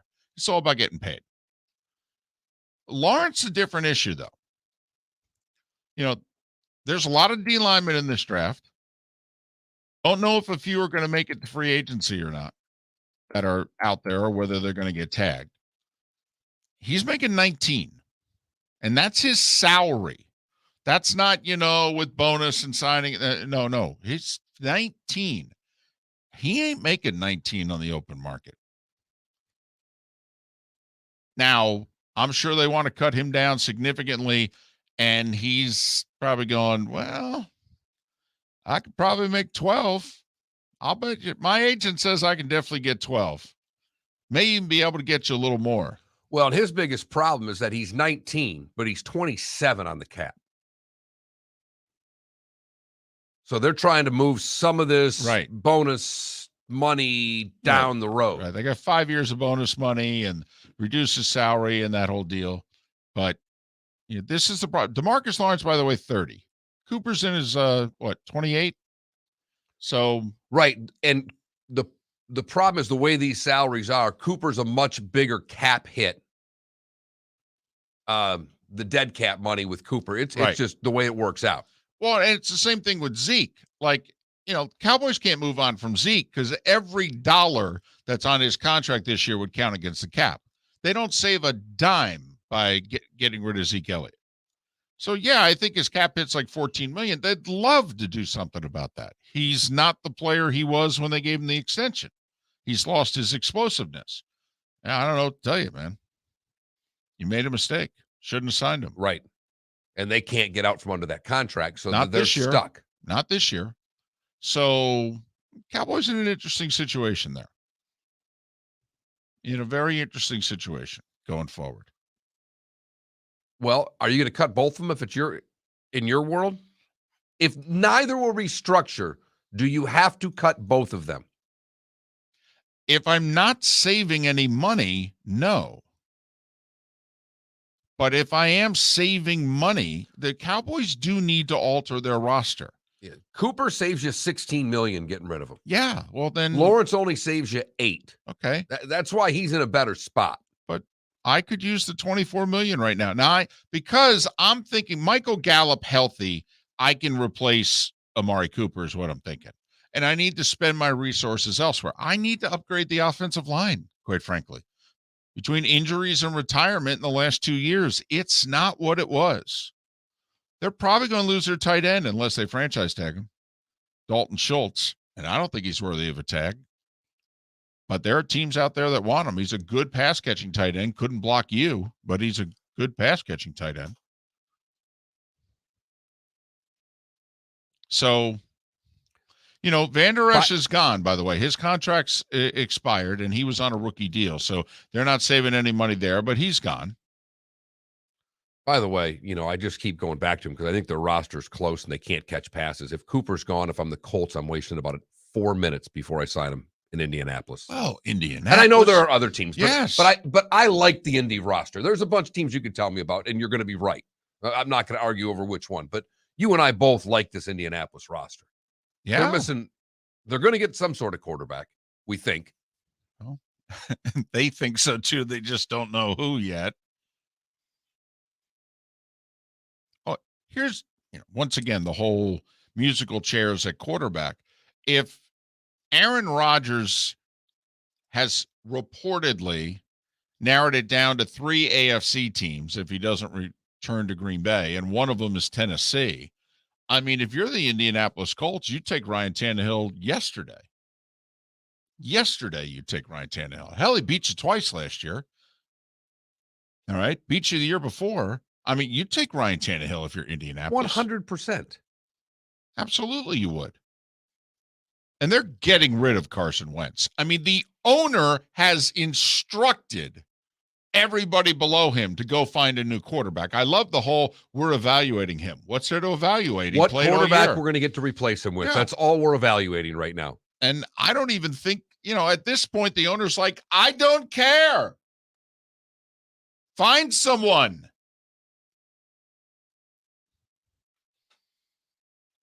But it's going to be loaded. The Bucs, by the way, came out.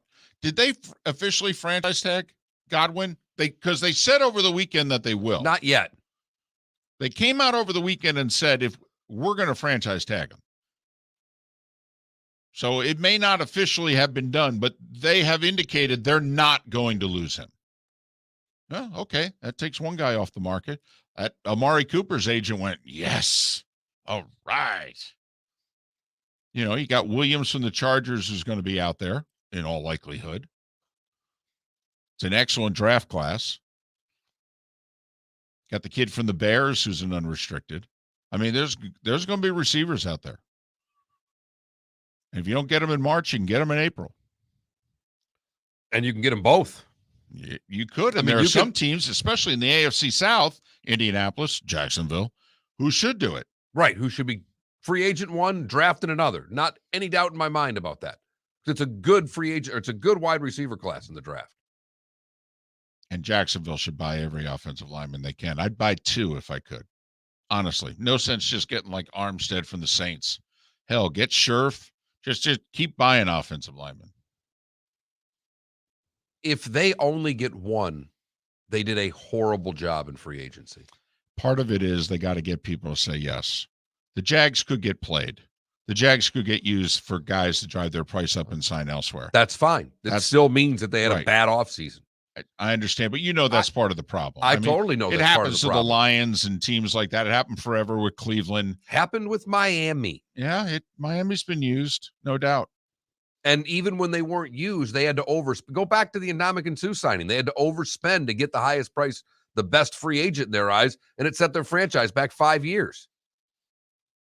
But they won the first day of free agency. Mark, apparently I owe you an apology. Sonny in our Twitch chat room said, David, you said Dalton Schultz could block Mark. Remember, Mark is a great first step. You're right. I didn't take that into consideration. No, I think that's backwards. It's Moulton's first step.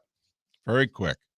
I saw him get a foul ball. Very quick. At a Rays Yankees game, and it was impressive. It was. Going to my right, went in the hole, made the backhand play. Didn't knock over a kid or a popcorn, Nope. and then quickly gave the ball to a young lady. Yep. Not only made the play, but scored points in the meantime. Right. I've got the arm to throw the runner out at first. Don't know if it'd be accurate, but I've got the arm to make the play. And then he played drums immediately after. And bought nachos. So, with a couple of beers.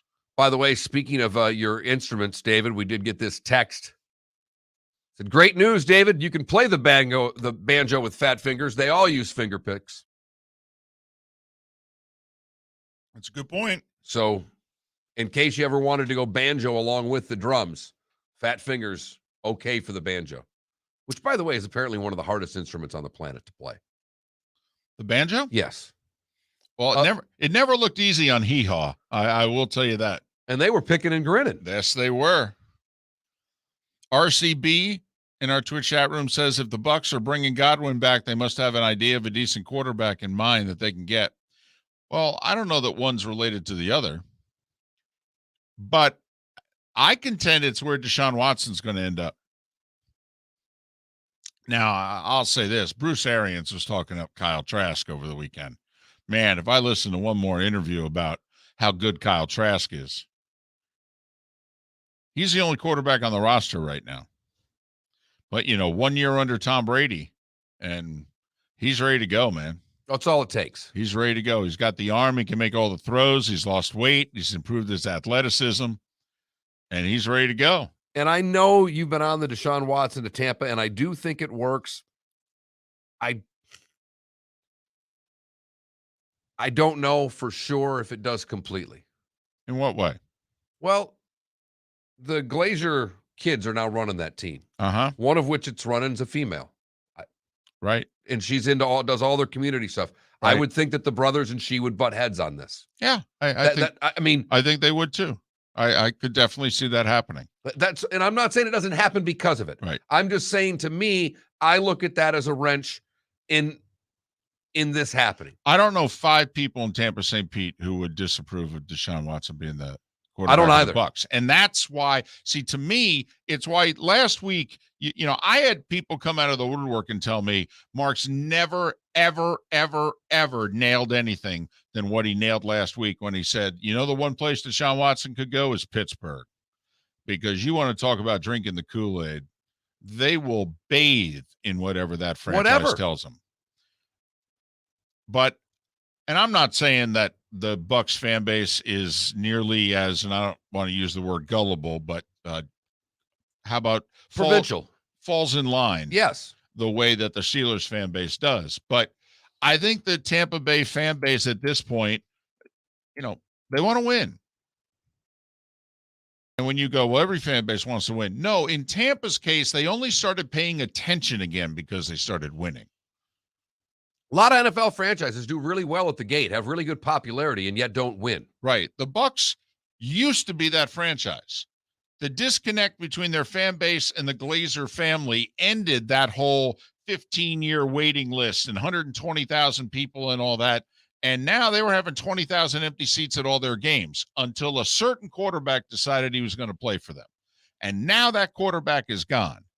And if you're in that organization, don't you have to worry, man, if we go back to 7-9 in 2023, you know what our crowds could look like? And they already know it's coming.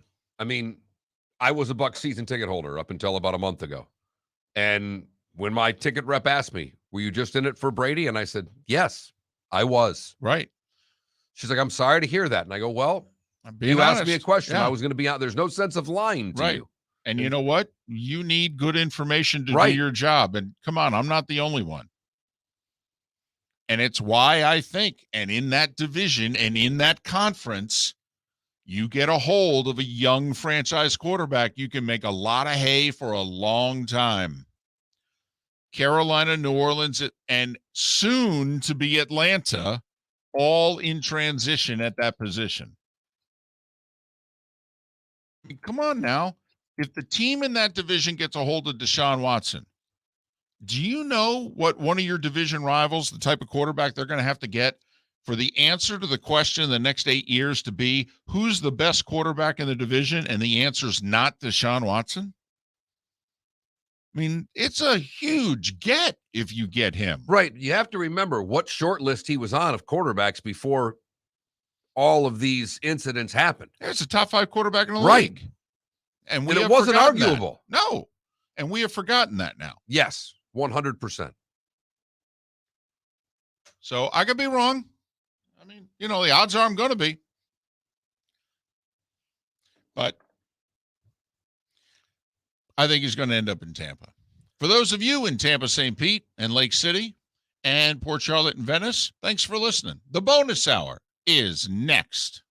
David Moulton for Napa, Napa Auto Parts, and Napa Filters. Insist on Napa Filters for your vehicles, or if you're a do-it-yourselfer, only buy Napa Filters. Napa has a filter for almost anything on earth that moves, whether it's motorcycles, foreign and domestic cars, vans, SUVs, earth-moving equipment. You get the idea. Napa Auto Parts, Napa Filters. Insist on them for your vehicles, or if you're do-it-yourselfer, only buy Napa Filters. Bring your big mouth to John Smith Subs and indulge in their overstuffed subs with the freshest quality ingredients. Enjoy our famous steak bomb with perfectly grilled, marinated sirloin steak topped with provolone cheese, grilled onions, peppers, mushrooms, crispy bacon, juicy tomatoes, and creamy mayo. Boom! Made-to-order crispy fries can be paired with the Gator, the Cuban, the chicken bomb, or the Italian. Love local. Eat delicious with John Smith Subs. Find a John Smith Subs location near you today. Hey, it's Mark Miller for the Training Grove by Orange Whip Golf, where golfers go to get better. Improve your golf game from home with Orange Whip Golf and Fitness online swing training program, The Training Grove. With a growing swing training video library and a daily program prescribed by golf fitness professionals, The Grove provides a clear path to unlock your most powerful swing, giving you control of your game like never before. Join thousands like me who have finally found a way to achieve results in half the time of traditional game improvement methods with The Grove's revolutionary blend of golf fitness, instruction, and award-winning Orange Whip products. Go to orangewhipgolf.com to get started for a free 14-day risk-free trial. And use code Miller10 to get $20 off your first month. That's orangewhipgolf.com to get started for a free 14-day risk-free trial. Remember to use code Miller10. That will get you $20 off your first month. The Training Grove by Orange Whip Golf, where golfers go to get better. You are listening to Miller and Moulton on the Florida Sports Network. Geico. For more ways to save, go to geico.com today. Tropical Breeze Tactical Outdoor Laser Tag is the first of its kind in Cape Coral, with state-of-the-art equipment that delivers fast-paced, adrenaline-pumping fun. Missions change every 5 minutes. Do you have what it takes to win? Open Friday, Saturday, and Sunday, 6 to 10 p.m. with a 24-hour reservation. Call to book your experience. And don't forget the award-winning miniature golf course with the world's longest hole. Open 10 to 10 daily. Have an adult beverage while you're playing. Only at Tropical Breeze Fun Park, located on Santa Barbara Boulevard in Cape Coral. If you're suffering every day with joint pain, stop and listen. You can get real lasting relief now with natural biologic treatments at QC Kinetics. Hey, it's Pete Shepard. QC Kinetics is the nation's leader in regenerative solutions that can restore and repair damaged tissue with no surgery and no drugs. This is the relief you've been hoping for your aching hips, knees, shoulder, lower back. The unique protocols at QC Kinetics were created by a physician with years of study in regenerative, restorative medicine. They're treating patients every day in hundreds of clinics nationwide with remarkable success, life-changing results with zero downtime. It's the new, better, smarter, non-surgical, non-invasive way to deal with joint pain. And yes, they're right here, ready to help you now. Call for a free consultation. Make this spring and summer your best ever with no joint pain holding you back. QC Kinetics, 239-893-PAIN. That's 239-893-PAIN. You've heard your friends talk about Biggie's Place, so it's high time you stop by too. Join us today on Fowler, half mile north of Winkler. Go Biggies or stay home. Hi, I'm Kyle Lee with Lee Auto Group. We want your car, truck, van, or SUV today. We are paying top dollar for clean vehicles. Before you sell or trade, call Lee Auto Group to get the most money for your car. Lee Auto Group, lee-cars.com. Don't forget the dash. Mom, can we have some ice cream? I've got a better idea. Who wants to help me make something fun and healthy instead? Eating smarter is easy and delicious. Interested in receiving healthy recipes and a whole lot more in your email? Then register at healthiestweightfl.com and learn more about all the small steps that you can take on the way to living healthy. This message is sponsored by the Ouncer Prevention Fund of Florida, the Florida Department of Health, the Florida Association of Broadcasters, and this radio station. At Providence. Do you have trouble putting on bracelets? Clasp too difficult? An elegant faux pay Flex-It bracelet would be just the right fit. They slide off and on with ease and are practical for everyday wear. At Providence. Faux Pay's patented flexible 18-karat gold design is available in white, yellow, and rose, with many styles and sizes to choose from. There are also necklaces, rings, and earrings to match. Join Provident Jewelry Fort Myers for our annual Faux Pay Trunk Show, March 24th from 12 to 5. Complimentary drinks in our aquarium bar and coffee lounge. At Provident Jewelry. Riverdale Dental and their friendly and dedicated staff would like to welcome you to Southwest Florida's premier private dental practices. At Riverdale Dental, we're taking extra precautionary measures to protect the health of both you and our staff. Call 239-303-2400 to set up an appointment. With 6 convenient locations in Southwest Florida, we look forward to serving you. Call Riverdale Dental at 239-303-2400 or look us up online at riverdaledental.com. WBCN AM on 7.7 and on 104.3 W282BY FM, powered by Shoreline Lumber. From Tampa Bay to Marco Island. If you're not spending every waking moment checking us out online, you'd better have a good excuse. Yeah. We've loaded up our website with the stories, pics, videos, podcasts, commentary, and more. The kind of stuff you love. Hey, it takes a lot of time to post all this junk, and you'll love every bit of it. Very well. Or at least most of it. It appears that the website has become alive. Hit it now. It's on the internet. ESPNSWFL.com. You are listening to Miller and Moulton, exclusively on the Florida Sports Network. And now, here's Mark Miller and David Moulton.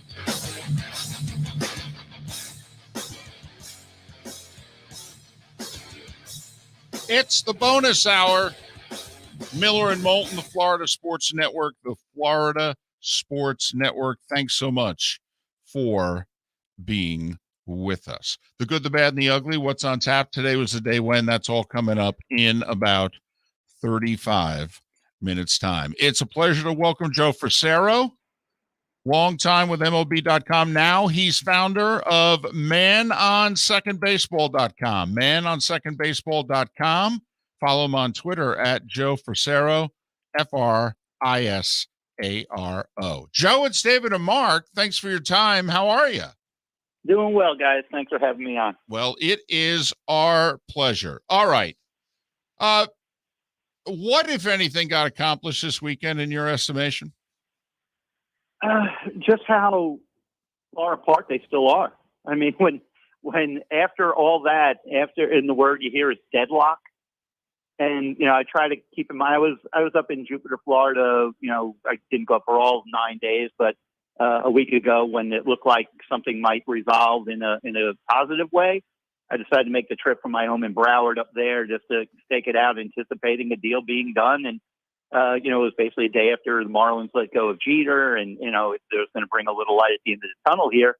And then just to see how far apart they were, then they go a week basically without talking, and then the needle moves ever so slightly at the snail's pace, and you hear words like deadlock and guys. I mean, when this league, we can't even determine what defines a win. Think about that. In the 14-team playoff format, a ghost win, no, a regular game has to be played. When you're that far, you can't even decide what a win is. How do you determine, how do you move down this competitive balance tax and and agree on, the pre-arbitration rookie pool number when one side's at 80 million, the other side's at 30 million. And on the CBT, the competitive balance or luxury tax, owners still at 220 million and the players want 238 as the starting point. Guys, I mean, this, we're days away, if not minutes away from a cancellation of at least another week. And pretty soon it's going to be a month. And then what? Well, Joe, that kind of gets me to where I wanted to go to, because on this CBT, the players were at a lot higher number. They moved it down. Now they pecked it down to 238. They've made 3 moves on that number. The entire time, the owners have not budged from 220. So if I'm the owners, I'm not moving again, because the players seem to be coming to me without me doing a damn thing. And, to me, as much as I hate to say this, Joe, do you think the owners are playing the negotiation game the right way, if you know what I mean? I don't think they're playing it the right way. I think they could have done a lot of different things to have us having baseball. But now that they're currently in the situation they're in, do you think the owners are playing this perfectly? You know what, guys? I think just the climate of negotiations. I mean, an old guy like me who's been around just my 20 years in baseball, and I had 15 to 20 years covering the NFL before this. And when you see, there used to be a way negotiations were deadlines or when deals got done. But this, social media age, this dig in the trenches, this, create, groundbreaking, revolutionary change mentality that is kind of in society. There's sides wanting absolute wins, and they're on the same team. At the end of the day, guys, this is the owners and the players. This isn't them fighting the NFL or another league. This is, but you see that. So just the rhetoric and the temperature in the room just being as high as it is. So to answer your question, I think the owners were playing by the old, rules of engagement where deals got done at deadline. You say your things that you don't like the other side, but at the end of the day, you hug and you get a deal done. One side budgets a little more. I don't know if they fully anticipated it being like this. Everything moving at a snail's crawl. It's like basically, I characterize it where they are right now. They're in the pain stage. Whose pain threshold is going to be the highest? And that's not really a good place to be, because the fans, the fans of this sport, those who want to see this sport make it, they're losing in a big way, and they're getting turned off in a big way. So to your point, I think they were playing by a previous playbook, which kind of in today's society with, the amount of players that use social media, it's, and everybody using it, the rules are just different and scrambled. I think the owner side is trying to get who are we talking to? Are we talking to the player reps, or are they listening to Scherzer? Are they listening to Max Meyer and Tony Clark, the lead attorney and the president of the union? I think that the messaging is getting lost because there's so much noise in the room. Talking with Joe Frisaro. He covers baseball, not just Major League Baseball, but also around the state of Florida. ManOnSecondBaseball.com is the site, ManOnSecondBaseball.com. Follow Joe on Twitter at Joe Frisaro, Frisaro. They're 18 million apart on the CBT. That seems to be the big one. I think just about everything else would fall in line. Owners are at 220, apparently not a penny more. Players have worked their way down from 245 to 238 here in the last 2 weeks. Joe, on this issue, in your educated opinion, who should make the concession first? Who's more right on this, players or owners?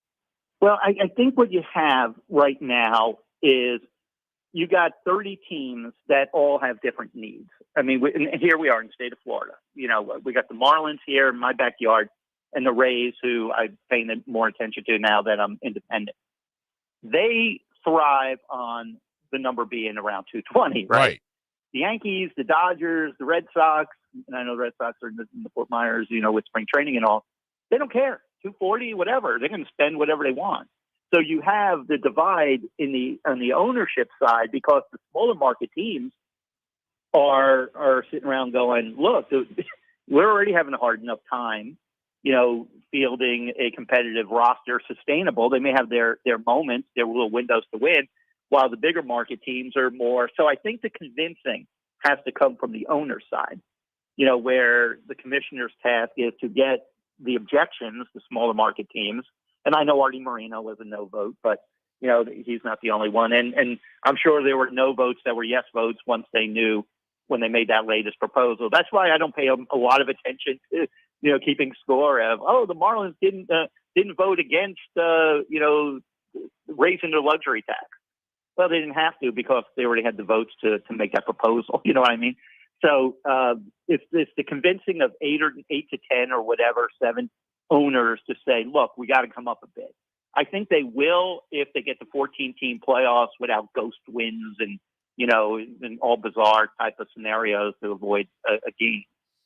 So I think you're going to have to see the movement there. The question is how long is that going to take and how stubborn it's going to be. How much of the season are you willing to lose? So I think that's where the owners have to bring that number up. I think they will ultimately to get the deal done. Then I think the players will, kind of go for, you want 14 teams, whatever, we'll do that. Mark, I agree with Joe. I think if the players gave them a 14-team playoff, the owners would probably meet them halfway and we'd have a deal. The problem, I believe, is what David Sampson mentioned on our show late last week. If the players give them 14 this time around, what do they have to give the owners in 5-6 years when they have to renegotiate? And that will be another toxic negotiation at the rate this is going. If I were to pin you down right now and Joe and say, because I think we're all pretty close to agreeing April is about done. And I think it will be by the end of the week. If I told you May 1, May 15th, June 1 for the start of the season, where would you put your money? Well, guys, I mean, this has been going on since 2020. Right. That, basically, so, and everyone, I know everyone's like, they went 40-something days back when the lockout was instituted in December 2nd or whatever the official first day of it was. They didn't talk for 42 days or whatnot. But this is what the talks are. They talk and they move $1. It seems like they move $1 a day. So, there's no real, the fantasy of the logical thing. And I want to tell everyone, we'll be on the field by April 15th for Jackie Robinson, the 75th anniversary. Now I think they're just going to have to probably do the Jackie Robinson Day. It could be July 15th, whatever, just to honor it, which, can not really deliver the message it was hoping to. So, yeah, I can't optimistically say, May 1 and we'll be playing May 15th because there's no sign of that. That's just me being hopelessly optimistic. And until, like I said, the pain threshold comes, how much damage you want to do, how much you want to just destroy the other side or destroy the game in general, because there are a lot of fans out there that are just like, we're done with this. We're tired of this. And I think we all are. We're following this. These negotiations are going tweet by tweet. Just think of that. It's like, we got a good optimistic view. Rob Nightingale tweeted something. Oh boy, here we go again. Oh no, the things are, it's the weirdest thing. It's almost like they rather, tip off their people of where they are and get their message instead of coming together. Like, what's the end game going to look like? What's that press conference going to look like? Tony Clark and Rob Manfred are just all beaming to be back on the field. Is anyone going to be really excited? I mean, everyone's trying to win the PR war right now.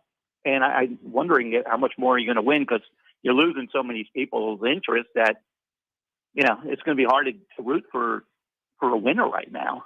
All I know is they cancel one more week of games. There's a real good chance they're not on the field for the 75th anniversary of Jackie Robinson breaking the color barrier. Would be just an absolute disgrace, Anything that happens to the sport after that, I honestly. All right, very quickly. David Sampson last week said that Jeter, he thinks, came to the conclusion that he came and the two people before him came, which is, quite frankly, don't know if business-wise it can work in Miami. What's the difference between Tampa Bay and Miami besides the standings? I mean, Miami's getting $50 million a year from their cable deal. Attendance is about the same for both franchises. I mean, are we wrong, Joe? I mean, we're of the belief that the Rays, with the money that comes on the back end, that the Rays break even or make a small profit, yet apparently the Marlins lose a ton. What's the difference between the two franchises? Why can it work in one market and it's being propped up in another? No, it's a great question. And, what would the Rays do with the stadium the Marlins have? Right. Have a roof over your head, which yes, they do have that. The Trop, they just have bad location and no real money revenue in that stadium, and a hard stadium for. And I used to work at the late great Tampa Tribune, and no one wanted to cross the bridge, and here it's like a branding issue. It's like the name is so toxic, and here, Derek got people to kind of buy into the rebuild thing. And here's now year 5 of it. And there's some nice, promising young players and you would think this would be exciting to go to. And I think what's really crippled the Marlins, to be honest, is 2020 COVID. Then they make the playoffs in the weird 60-game season, even though, 31-29, got by the Cubs and went to the second round. So that was good. No momentum for 21,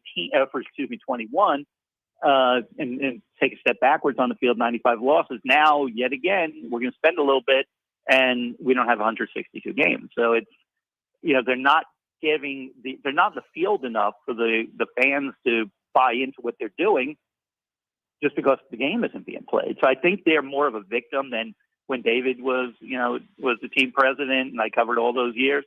To be honest, just so you guys know, the day that the Gloria Sampson group finalized and purchased the Marlins, I think it was March 15th, 2002, was my first day working at MLB.com. So we literally came in the same day. They didn't have these obstacles of dealing with a pandemic and labor. Labor got resolved fairly fast in 2002, and labor was never an issue. They ended up getting their stadium. So I think if you're going to buy in that Miami can make it, and that's one reason I'm doing what I'm doing, in a kind of post-retirement venture of mine, is the belief that South Florida will buy into baseball eventually, but if it's not in the field, I think that's the biggest issue they're dealing with right now. Joe Frisaro, kind enough to join us, manonsecondbaseball.com, manonsecondbaseball.com. Joe, really appreciate this. Hopefully we can do it again. Oh, anytime, guys. It was good. Have a good one. Maybe we'll have baseball sometime in 2020. Maybe. Hopefully. Thanks, Joe. Hopefully. All right, guys. See ya. Follow Joe on Twitter at Joe Frisaro, Frisaro. Joe Frisaro, kind enough to join us here on Miller and Moulton. David, it's the local hour. It is. And from about 6:04 on, we have been getting peppered with a question about the local hour. Really? I don't know if you're aware, David, but the men's basketball coach at FGCU was fired after winning 21 games this year. What? Fired. 21 and what? 11. 21 and 11. Huh. We will discuss on the other side with the voice of FGCU basketball. What? David Moulton. We'll get his thoughts and mine on the other side. You're listening to the aforementioned Miller and Moulton. I was going to say, do we have Moulton's number? Let me see if I've got it in here. We'll check on the Florida Sports Network. Hey, it's Mark Miller for the Training Grove by Orange Whip Golf, where golfers go to get better. Improve your golf game from home with Orange Whip Golf and Fitness online swing training program, The Training Grove. With a growing swing training video library and a daily program prescribed by golf fitness professionals, The Grove provides a clear path to unlock your most powerful swing, giving you control of your game like never before. Join thousands like me who have finally found a way to achieve results in half the time of traditional game improvement methods with The Grove's revolutionary blend of golf fitness, instruction, and award-winning Orange Whip products. Go to orangewhipgolf.com to get started for a free 14-day risk-free trial.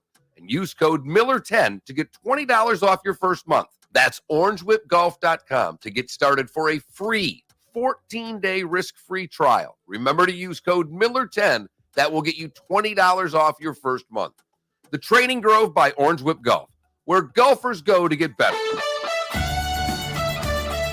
You are listening to Miller and Moulton on the Florida Sports Network.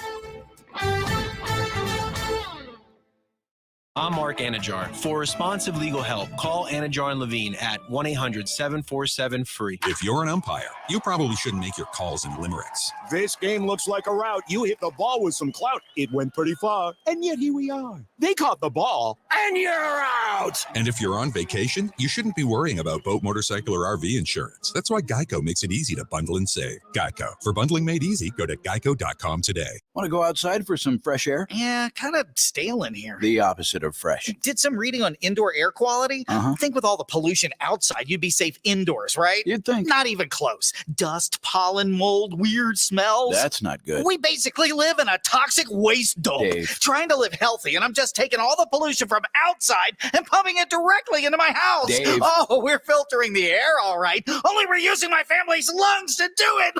Dave, so what's the best case scenario? Best case?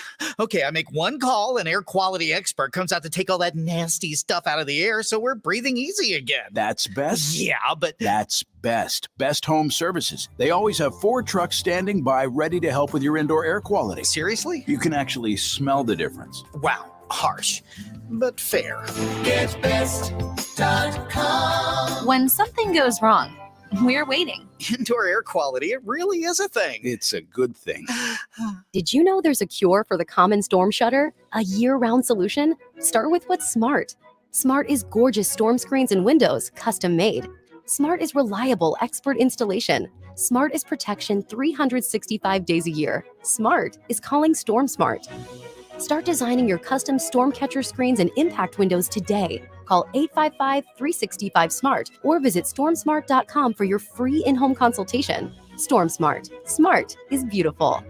Hey guys, C4MH.com, the leaders in low T care. Want you to know that not all low T clinics are the same. C4MH.com has been treating low T for 10 years and offers express treatment with $45 labs and initial exam. Most importantly, C4MH.com uses only real pharmaceutical testosterone with pedigree papers required by Florida law and never cheap cut rate compounded testosterone. C4MH.com only treats low T, so no high-pressure sales for other medical treatments. No teeth whitening, no weight loss, no hair loss treatments. C4MH.com offers straightforward low T care available with the highest quality meds, friendly staff, and 18 locations from Naples to Wesley Chapel. Plus, every low T treatment comes with a B12 treatment at no extra charge. So guys, if you want the best low T care, go with the best. Go with the low T leaders at C4MH.com.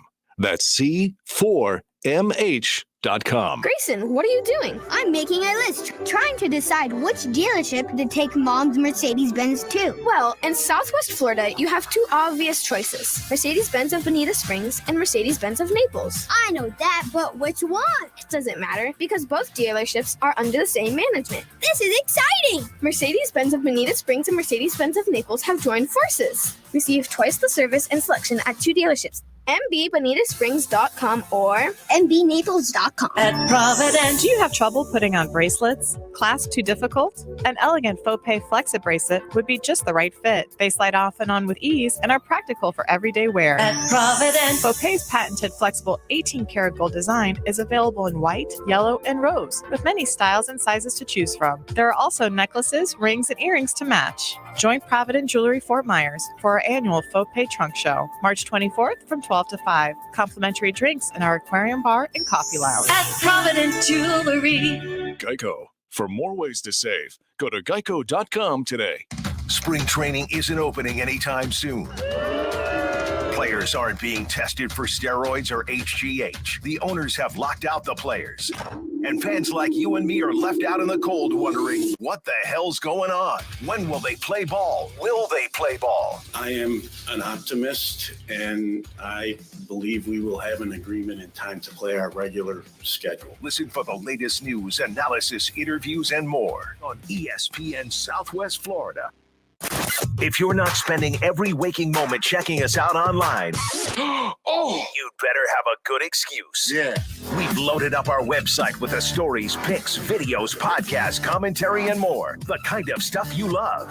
Hey, it takes a lot of time to post all this junk, and you'll love every bit of it. Very well. Or at least most of it. It appears that the website has become alive. Hit it now. it's on the internet. ESPNSWFL.com.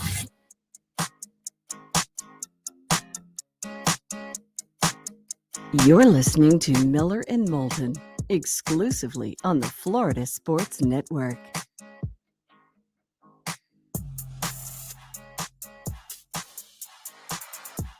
"23 minutes after the hour, Miller and Moulton, the Florida Sports Network. The Florida Sports Network brought to you in part by Napa.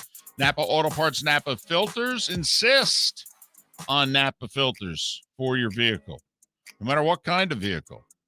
And if you do it yourselfer, make sure you buy Napa Filters. You can order them online. You can pick them up at the store. Napa Auto Parts, Napa Filters. And here in the 239, you got the Napa Dream Team, John, Lisa, Justin, and Kyle. They own 6 stores between Fort Myers, Cape Coral, San Carlos, North Fort Myers, Punta Gorda. They're open 7 days a week. Huge inventory. Tell them Miller and Moulton say hi. So Coach Michael Fly was fired. What? Saturday day, I guess? Morning. Saturday morning? Yeah. So after going 21-11, getting to about as far in the tournament as they were expected to get to by Vegas's standards because they were a 3-point underdog. Right, and by seeding.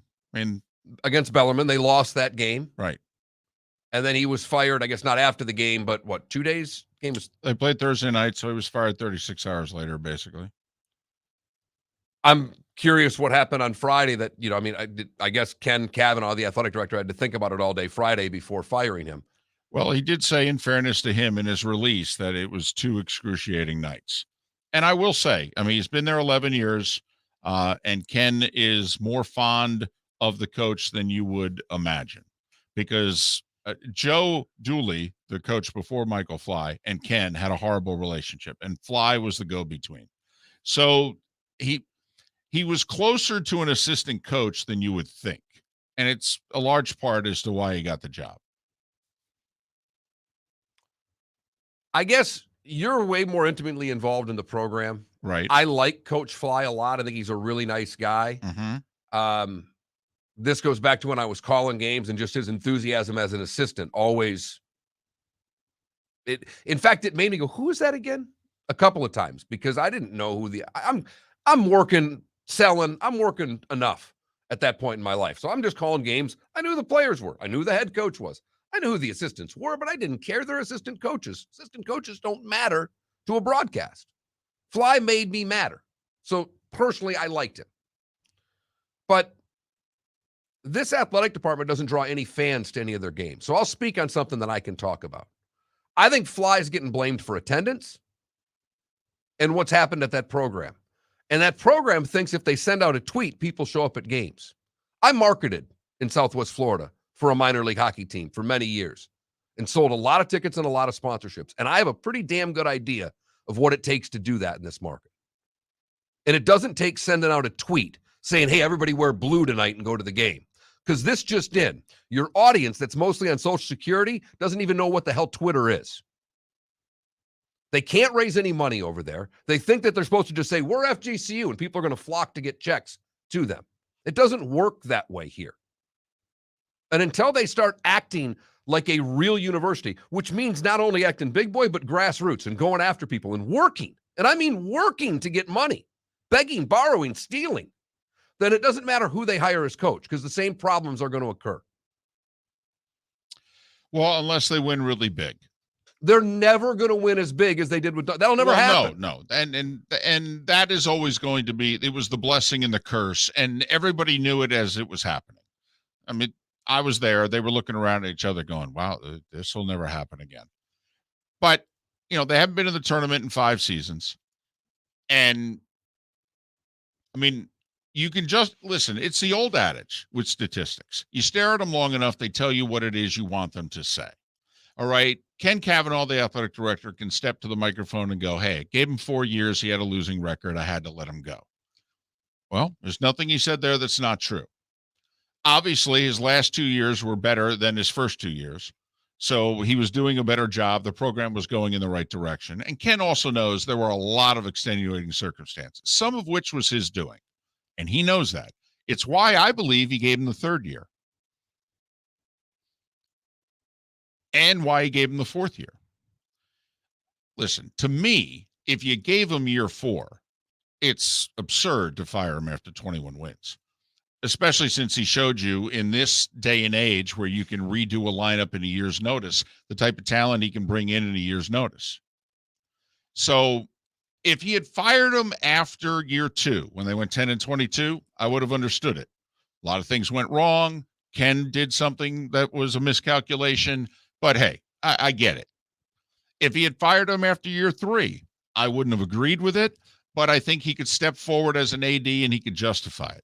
This one, I mean, honestly, the national media thinks he's a joke.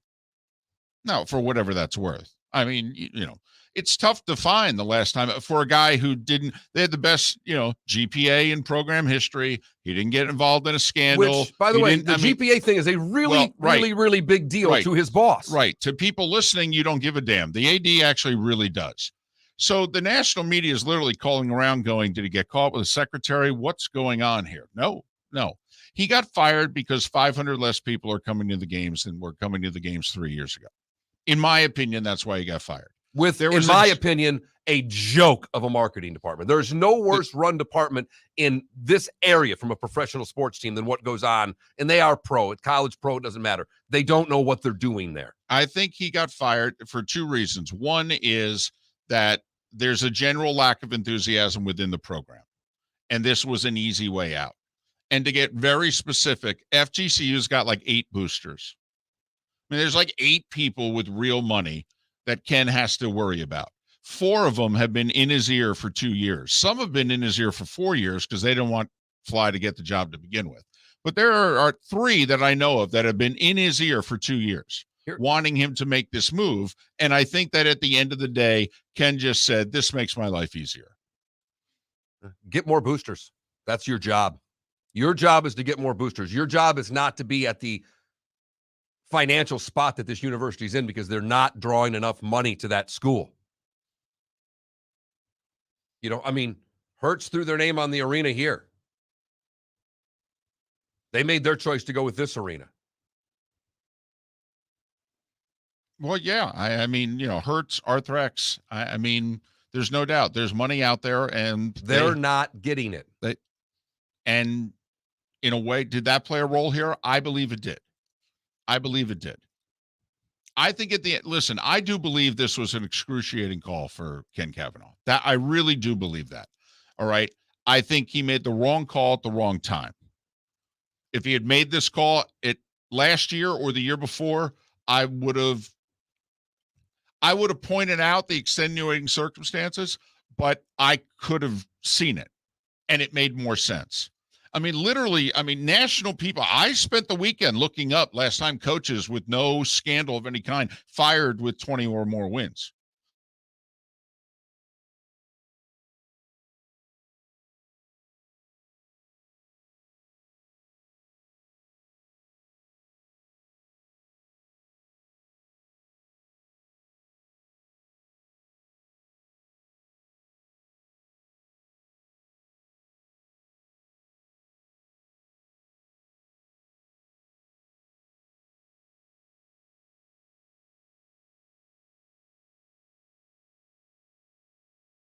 I got to believe Ken hires a name of some kind. I got to believe he hires somebody we've heard of. Well, that name costs money. So I hope these boosters that were in his ear are ready to write checks. Well, maybe because you say to these boosters, hey, okay, I'll give you what you want. You're going to have to stroke a check, just so you know. I'm not going to be able to pay the next guy what we've been paying. I mean, Joe Dooley took a pay cut to take the head job at FGCU. And with what the big conferences are now paying for assistants as well, to your point, David, what the big boy conferences are paying assistants, the first assistant isn't leaving Michigan State, Kansas to come to FGCU. Andy Enfield took a pay cut to take the FGCU head coaching job, and he was the number 2 assistant at Florida State 10 years ago, 12 years ago. So I got to believe it's somebody.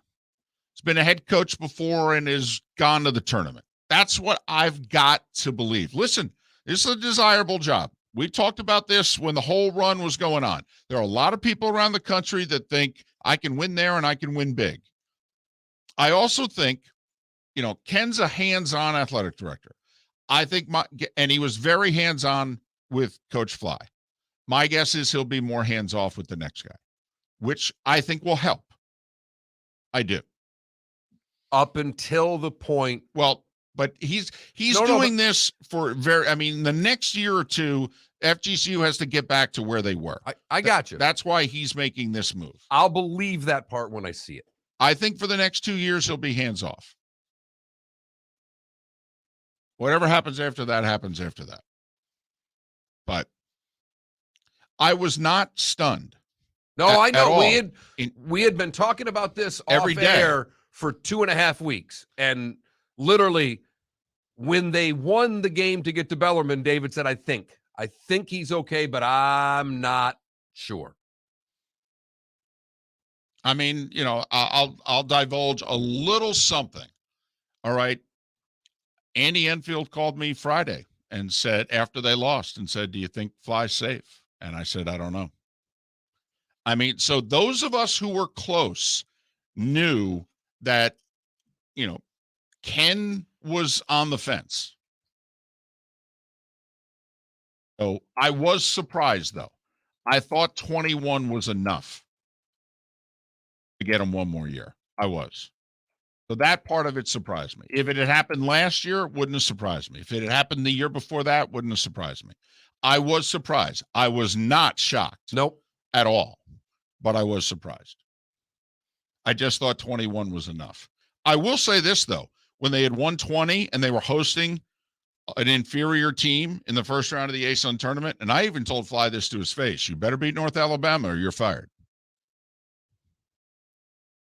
So I was surprised. I was not shocked. And nobody close to the program, I don't believe, was shocked. Surprised. Right. But not shocked. Miller and Moulton. Surprised, but not shocked. The good, the bad, and the ugly. Today was a day when what's on tap all still remains right here on the Florida Sports Network. Hey, it's Mark Miller for the Training Grove by Orange Whip Golf, where golfers go to get better. Improve your golf game from home with Orange Whip Golf and Fitness online swing training program, The Training Grove. With a growing swing training video library and a daily program prescribed by golf fitness professionals, The Grove provides a clear path to unlock your most powerful swing, giving you control of your game like never before. Join thousands like me who have finally found a way to achieve results in half the time of traditional game improvement methods with The Grove's revolutionary blend of golf fitness, instruction, and award-winning Orange Whip products. Go to orangewhipgolf.com to get started for a free 14-day risk-free trial and use code Miller10 to get $20 off your first month. That's orangewhipgolf.com to get started for a free 14-day risk-free trial. Remember to use code Miller10. That will get you $20 off your first month. The Training Grove by Orange Whip Golf, where golfers go to get better. We're listening to Miller and Moulton on the Florida Sports Network. If you're an umpire, you probably shouldn't make your calls in limericks. This game looks like a rout. You hit the ball with some clout. It went pretty far. And yet here we are. They caught the ball. And you're out. And if you're on vacation, you shouldn't be worrying about boat, motorcycle, or RV insurance. That's why Geico makes it easy to bundle and save. Geico. For bundling made easy, go to geico.com today. You're pregnant. How far? 1 month, 2. No doctor yet. I can't afford it. Protect yourself and your baby. The health department can help you out. Test for STDs. I don't have diseases. You don't know. You don't always have symptoms. STDs make you and your baby sick. I don't want my baby sick. No one cares more about your baby than you. I'm calling my county health department. A message from the Florida Department of Health, the Florida Association of Broadcasters, and this radio station. If the recent bout of storms and hurricanes has taught us anything, it takes strong structures to survive. Aaron and Franklin Engineering are structural experts serving the Gulf Coast since 1998. So whether it's a home renovation, building a new house, commercial designs, or performing forensic engineering, let Aaron and Franklin help you build stronger structures to weather the storms for years to come. Visit AaronFranklin.com. Aaron and Franklin Engineering. Stronger structures for stronger communities.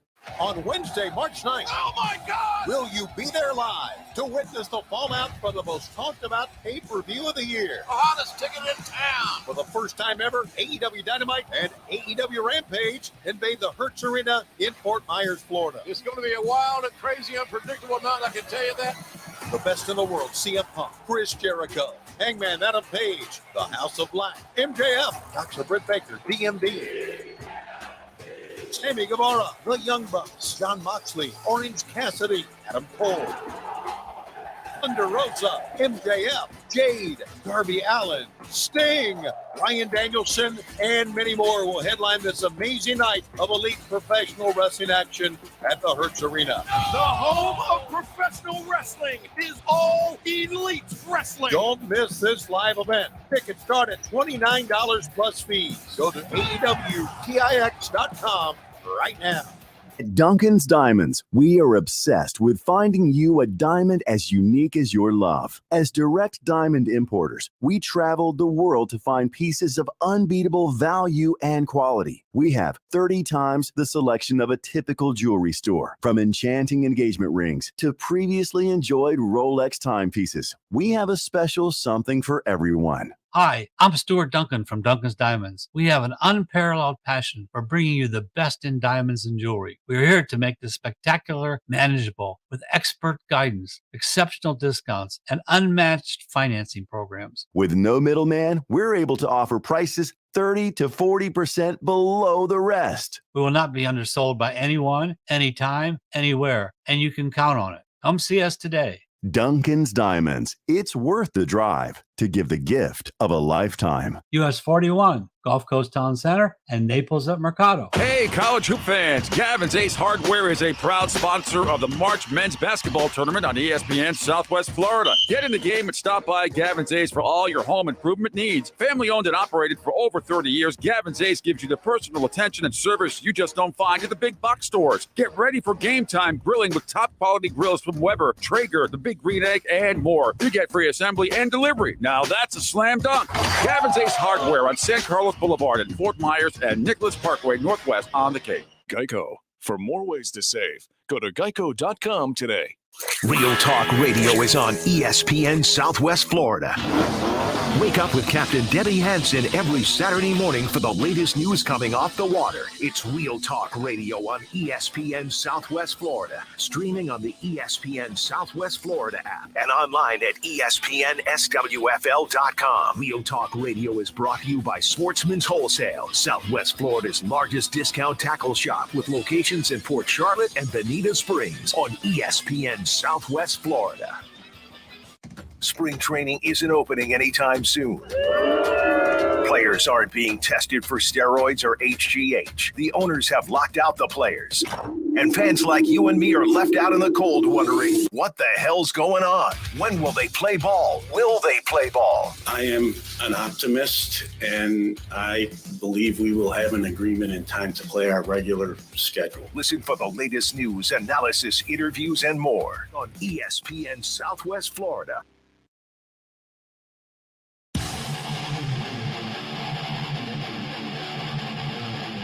You're listening to Miller and Moulton, exclusively on the Florida Sports Network.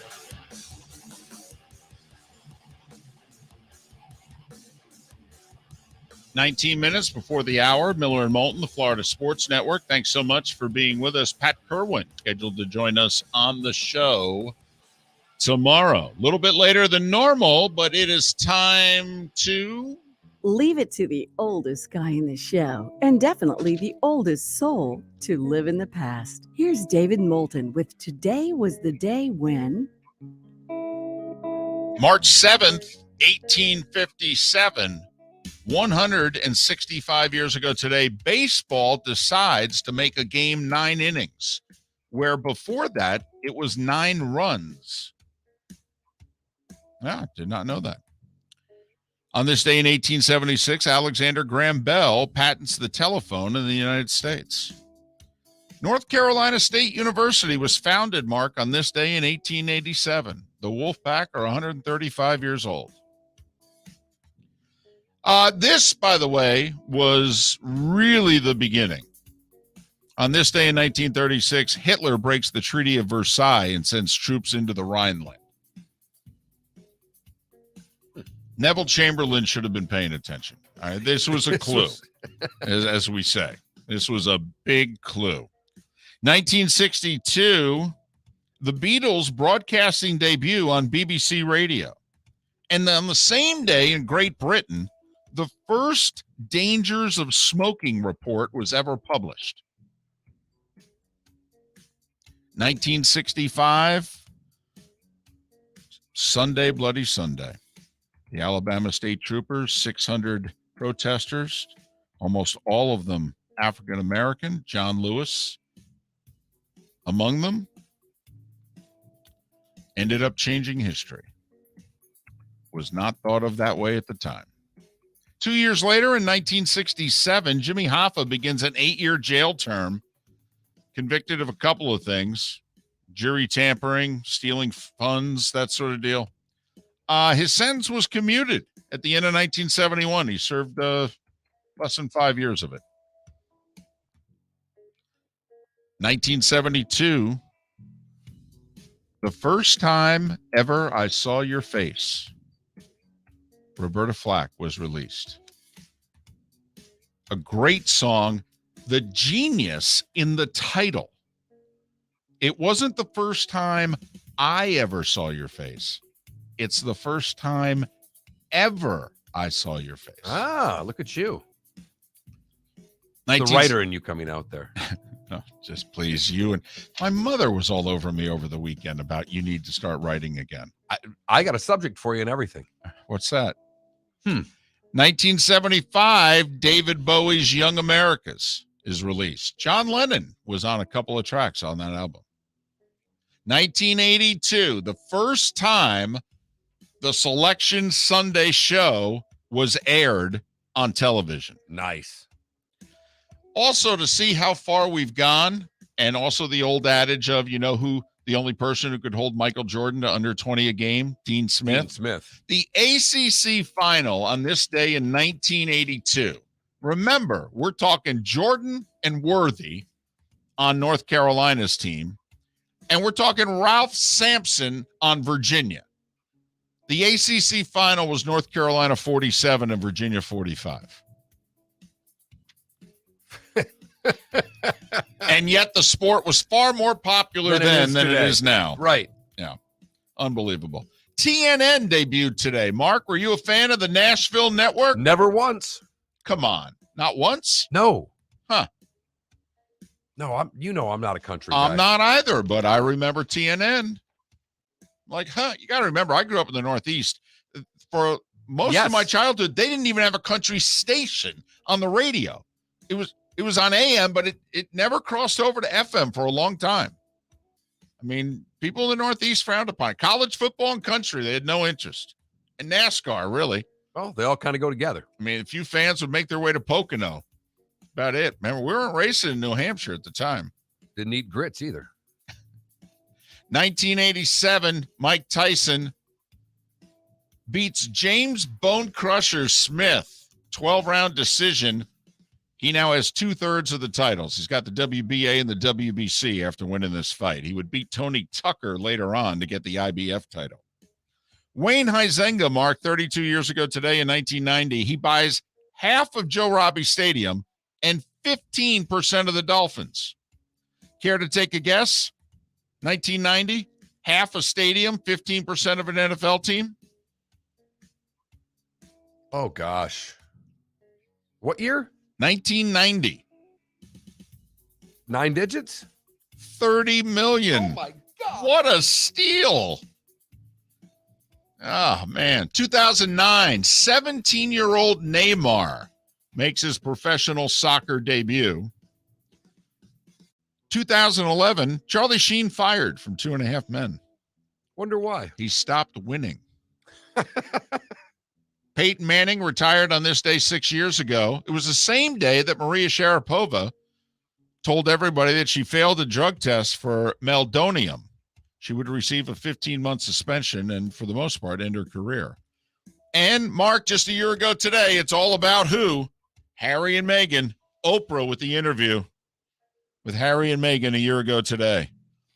The interview? Yeah, with the interview. Well, the interview made today was the day when? Yes. You know, are you Mark, kidding me? Mark, that ended their relationship with the royal family. It's a big damn day. They were still willing to keep him in the family and her, the American biracial divorcee, but that's it now. They talked to Oprah. They're dead to us. Unbelievable. Yep. J.R. Richard would have been 72 today. Probably could still throw it 92. Janet Guthrie is 84, the first woman to race in both the Indy 500 and the Daytona 500. Lady and gentlemen, start your engines. Franco Harris is 72. I did not realize this. Lynn Swan is 70. So Franco and Swan were both born on the same day. How about that? Tommy Kramer, 67, longtime Viking quarterback. I did that to Rick Church on the other side of the glass.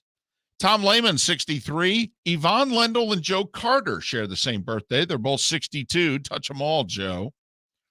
Jesper Parnevik and Steve Berline share the same birthday. They're both 57. Jeff Kent is 54. Jenna Fisher from The Office, she's 48. Bryan Cranston, 66. Wanda Sykes is 58. And Mark, you go back in the day, music-wise, Taylor Dane is 60. And that is Today Was the Day. Only omission I've got for you today is Peter Wolf, the lead singer of the Jay Giles Band, 76 today. Angel is a centerfold. There you have it. You know, he was once married to Faye Dunaway. I did not know that. That's a little tidbit. Really? Yes. That's outstanding. That's a great tidbit. I mean, it's not Harry and Meghan, but it's well, nothing is, David. No, it's not. Nothing is. No, it's not. You've heard folks elsewhere mock Florida is gonna Florida. Well, Mark Miller sees it differently. He calls it the good, the bad, and the ugly. What you got, Mark? I have got the Pep Talk hotline. I'm going to give you this number, and I'm going to say it again at the end. It's 707-998-8410. That's Pep Talk. You're in a bad mood today? You need something to pick you up? Call the hotline, giving you encouraging words from a resilient group of kindergartners. That's right. When you hear the phone answer, it says, if you're feeling mad, frustrated, or nervous, press 1. If you need words of encouragement and life advice, press 2. If you need a pep talk from kindergartners, press 3. If you need to hear kids laughing with delight, press 4. For encouragement in Spanish, press 5. That is absolutely outstanding. If you go to the site, there's actually somewhere you can donate. That's awesome. I'm going to start calling them every day before the show. I'm going to need a pep talk some days before I come in here. For the bad, we go to Inglewood, always up to no good. Paul Mann is the owner of Paul Mann Pest Control. He went as far for his name as he did for Miller and Moulton did for theirs. But it turns out that Paul Mann not only is the owner of Paul Mann Pest Control and does some announcing for a high school baseball team, turns out he sells meth too. What? Sheriff's office said during a 2-month-long narcotics investigation, they purchased meth from Mann's home. No word on how pest control will go from here. And finally, what may be the ugliest of all uglies, and no, there's no disclaimer needing. There are ways to go in which you'd say, you know, I want to go that way. No one wants to go the way of this Aaron Henderson. 43 years old, was working traffic control for the North Central landfill in Polk County. He was telling the trucks where to go. And he had to take a break. Okay. And he jumped in the porta pot at around 5 p.m. Nothing wrong with that. Except for the bulldozer that was working in the landfill. Oh, come on now. Aaron's no longer with us because the bulldozer ran him over in the porta pot and crushed him. Damn! He was dying on the pot, and then he died. Wow. On the pot. And that, David, is the good, the bad, and the ugly on today, March the 7th, 2022. Wow. It's tough to top that. It really, I read it and I didn't know if I wanted to do it, and it just kept coming back to me, and I didn't know how I couldn't do it. How do you transition into small conference tournament titles? Teams will die today in small conference games, David. It will be their end. Sun Belt Championship, the Ragin' Cajuns of Louisiana taking on Georgia State, 7 o'clock on the Deuce. Georgia State a 3-point favorite. SoCon title tonight, Mark, 7 o'clock on the 4-letter network. Chattanooga, formerly known as Tennessee Chattanooga. They're the Moccasins, aren't they? They're a 2-point favorite against Furman. Those are the bids that are for grabs tonight. A ton of semifinals. West Coast Conference, where both Gonzaga and St. Mary's, who are nationally ranked, are playing. The Horizon League's playing their finals, semifinals. The Summit League is playing their semis. The Colonials playing their semis. 6 o'clock's the earliest game that I can find, Mark. CBS Sports Network, Colonial Semi, Delaware and Towson. Yep, you are right. You are right. That in the championship games, I like Georgia State tonight laying the 3. They beat App State. That was the best team in the conference. All right. Heat in action tonight. 15-point home favorites against the Rockets. Rockets played last night. Heat been playing well lately. No, they lost that heartbreaker in Milwaukee, but they followed it up and beat the Sixers pretty good on Saturday. So, NHL tonight, Panthers are on the road in Buffalo. Edmonton and Calgary play one another. Colorado at the Islanders. Columbus hosts Toronto, and the Kings are on the road in Boston. I will say one other interesting game tonight. Bulls are at Sixers. They're separated by half a game in the standings. Chicago and Cleveland are the two young teams that no one really believes in, and people believe in Miami, Milwaukee, Philly, and Boston. I'm curious to see, Cleveland and Chicago in amongst the teams. It's like contender, pretender, and most people are patting the Bulls and the Cavs on the head. So I'm curious how it goes tonight. Well, and the Sixers obviously have it going on now that this lineup's intact. I like the Sixers in that one. Of course, never know when James is going to play. Hamstring back. Things tighten up all the time. Whether or not, stay too long at the strip club, that sort of deal. Pat Kerwin on the show tomorrow. We'll get all his talk from the Combine of how he has broken that down as we get closer to tag day tomorrow. Right. And does Aaron Rodgers make a decision today with tag day being tomorrow? I think he's going to do it really soon. I think he wanted to wait till after Bakhtiari's wedding. Miller and Moulton. Have yourself a great rest of your day. But thanks for listening to us here on the Florida Sports Network. David Moulton for Napa, Napa Auto Parts, and Napa Filters. Insist on Napa Filters for your vehicles, or if you're a do-it-yourselfer, only buy Napa Filters.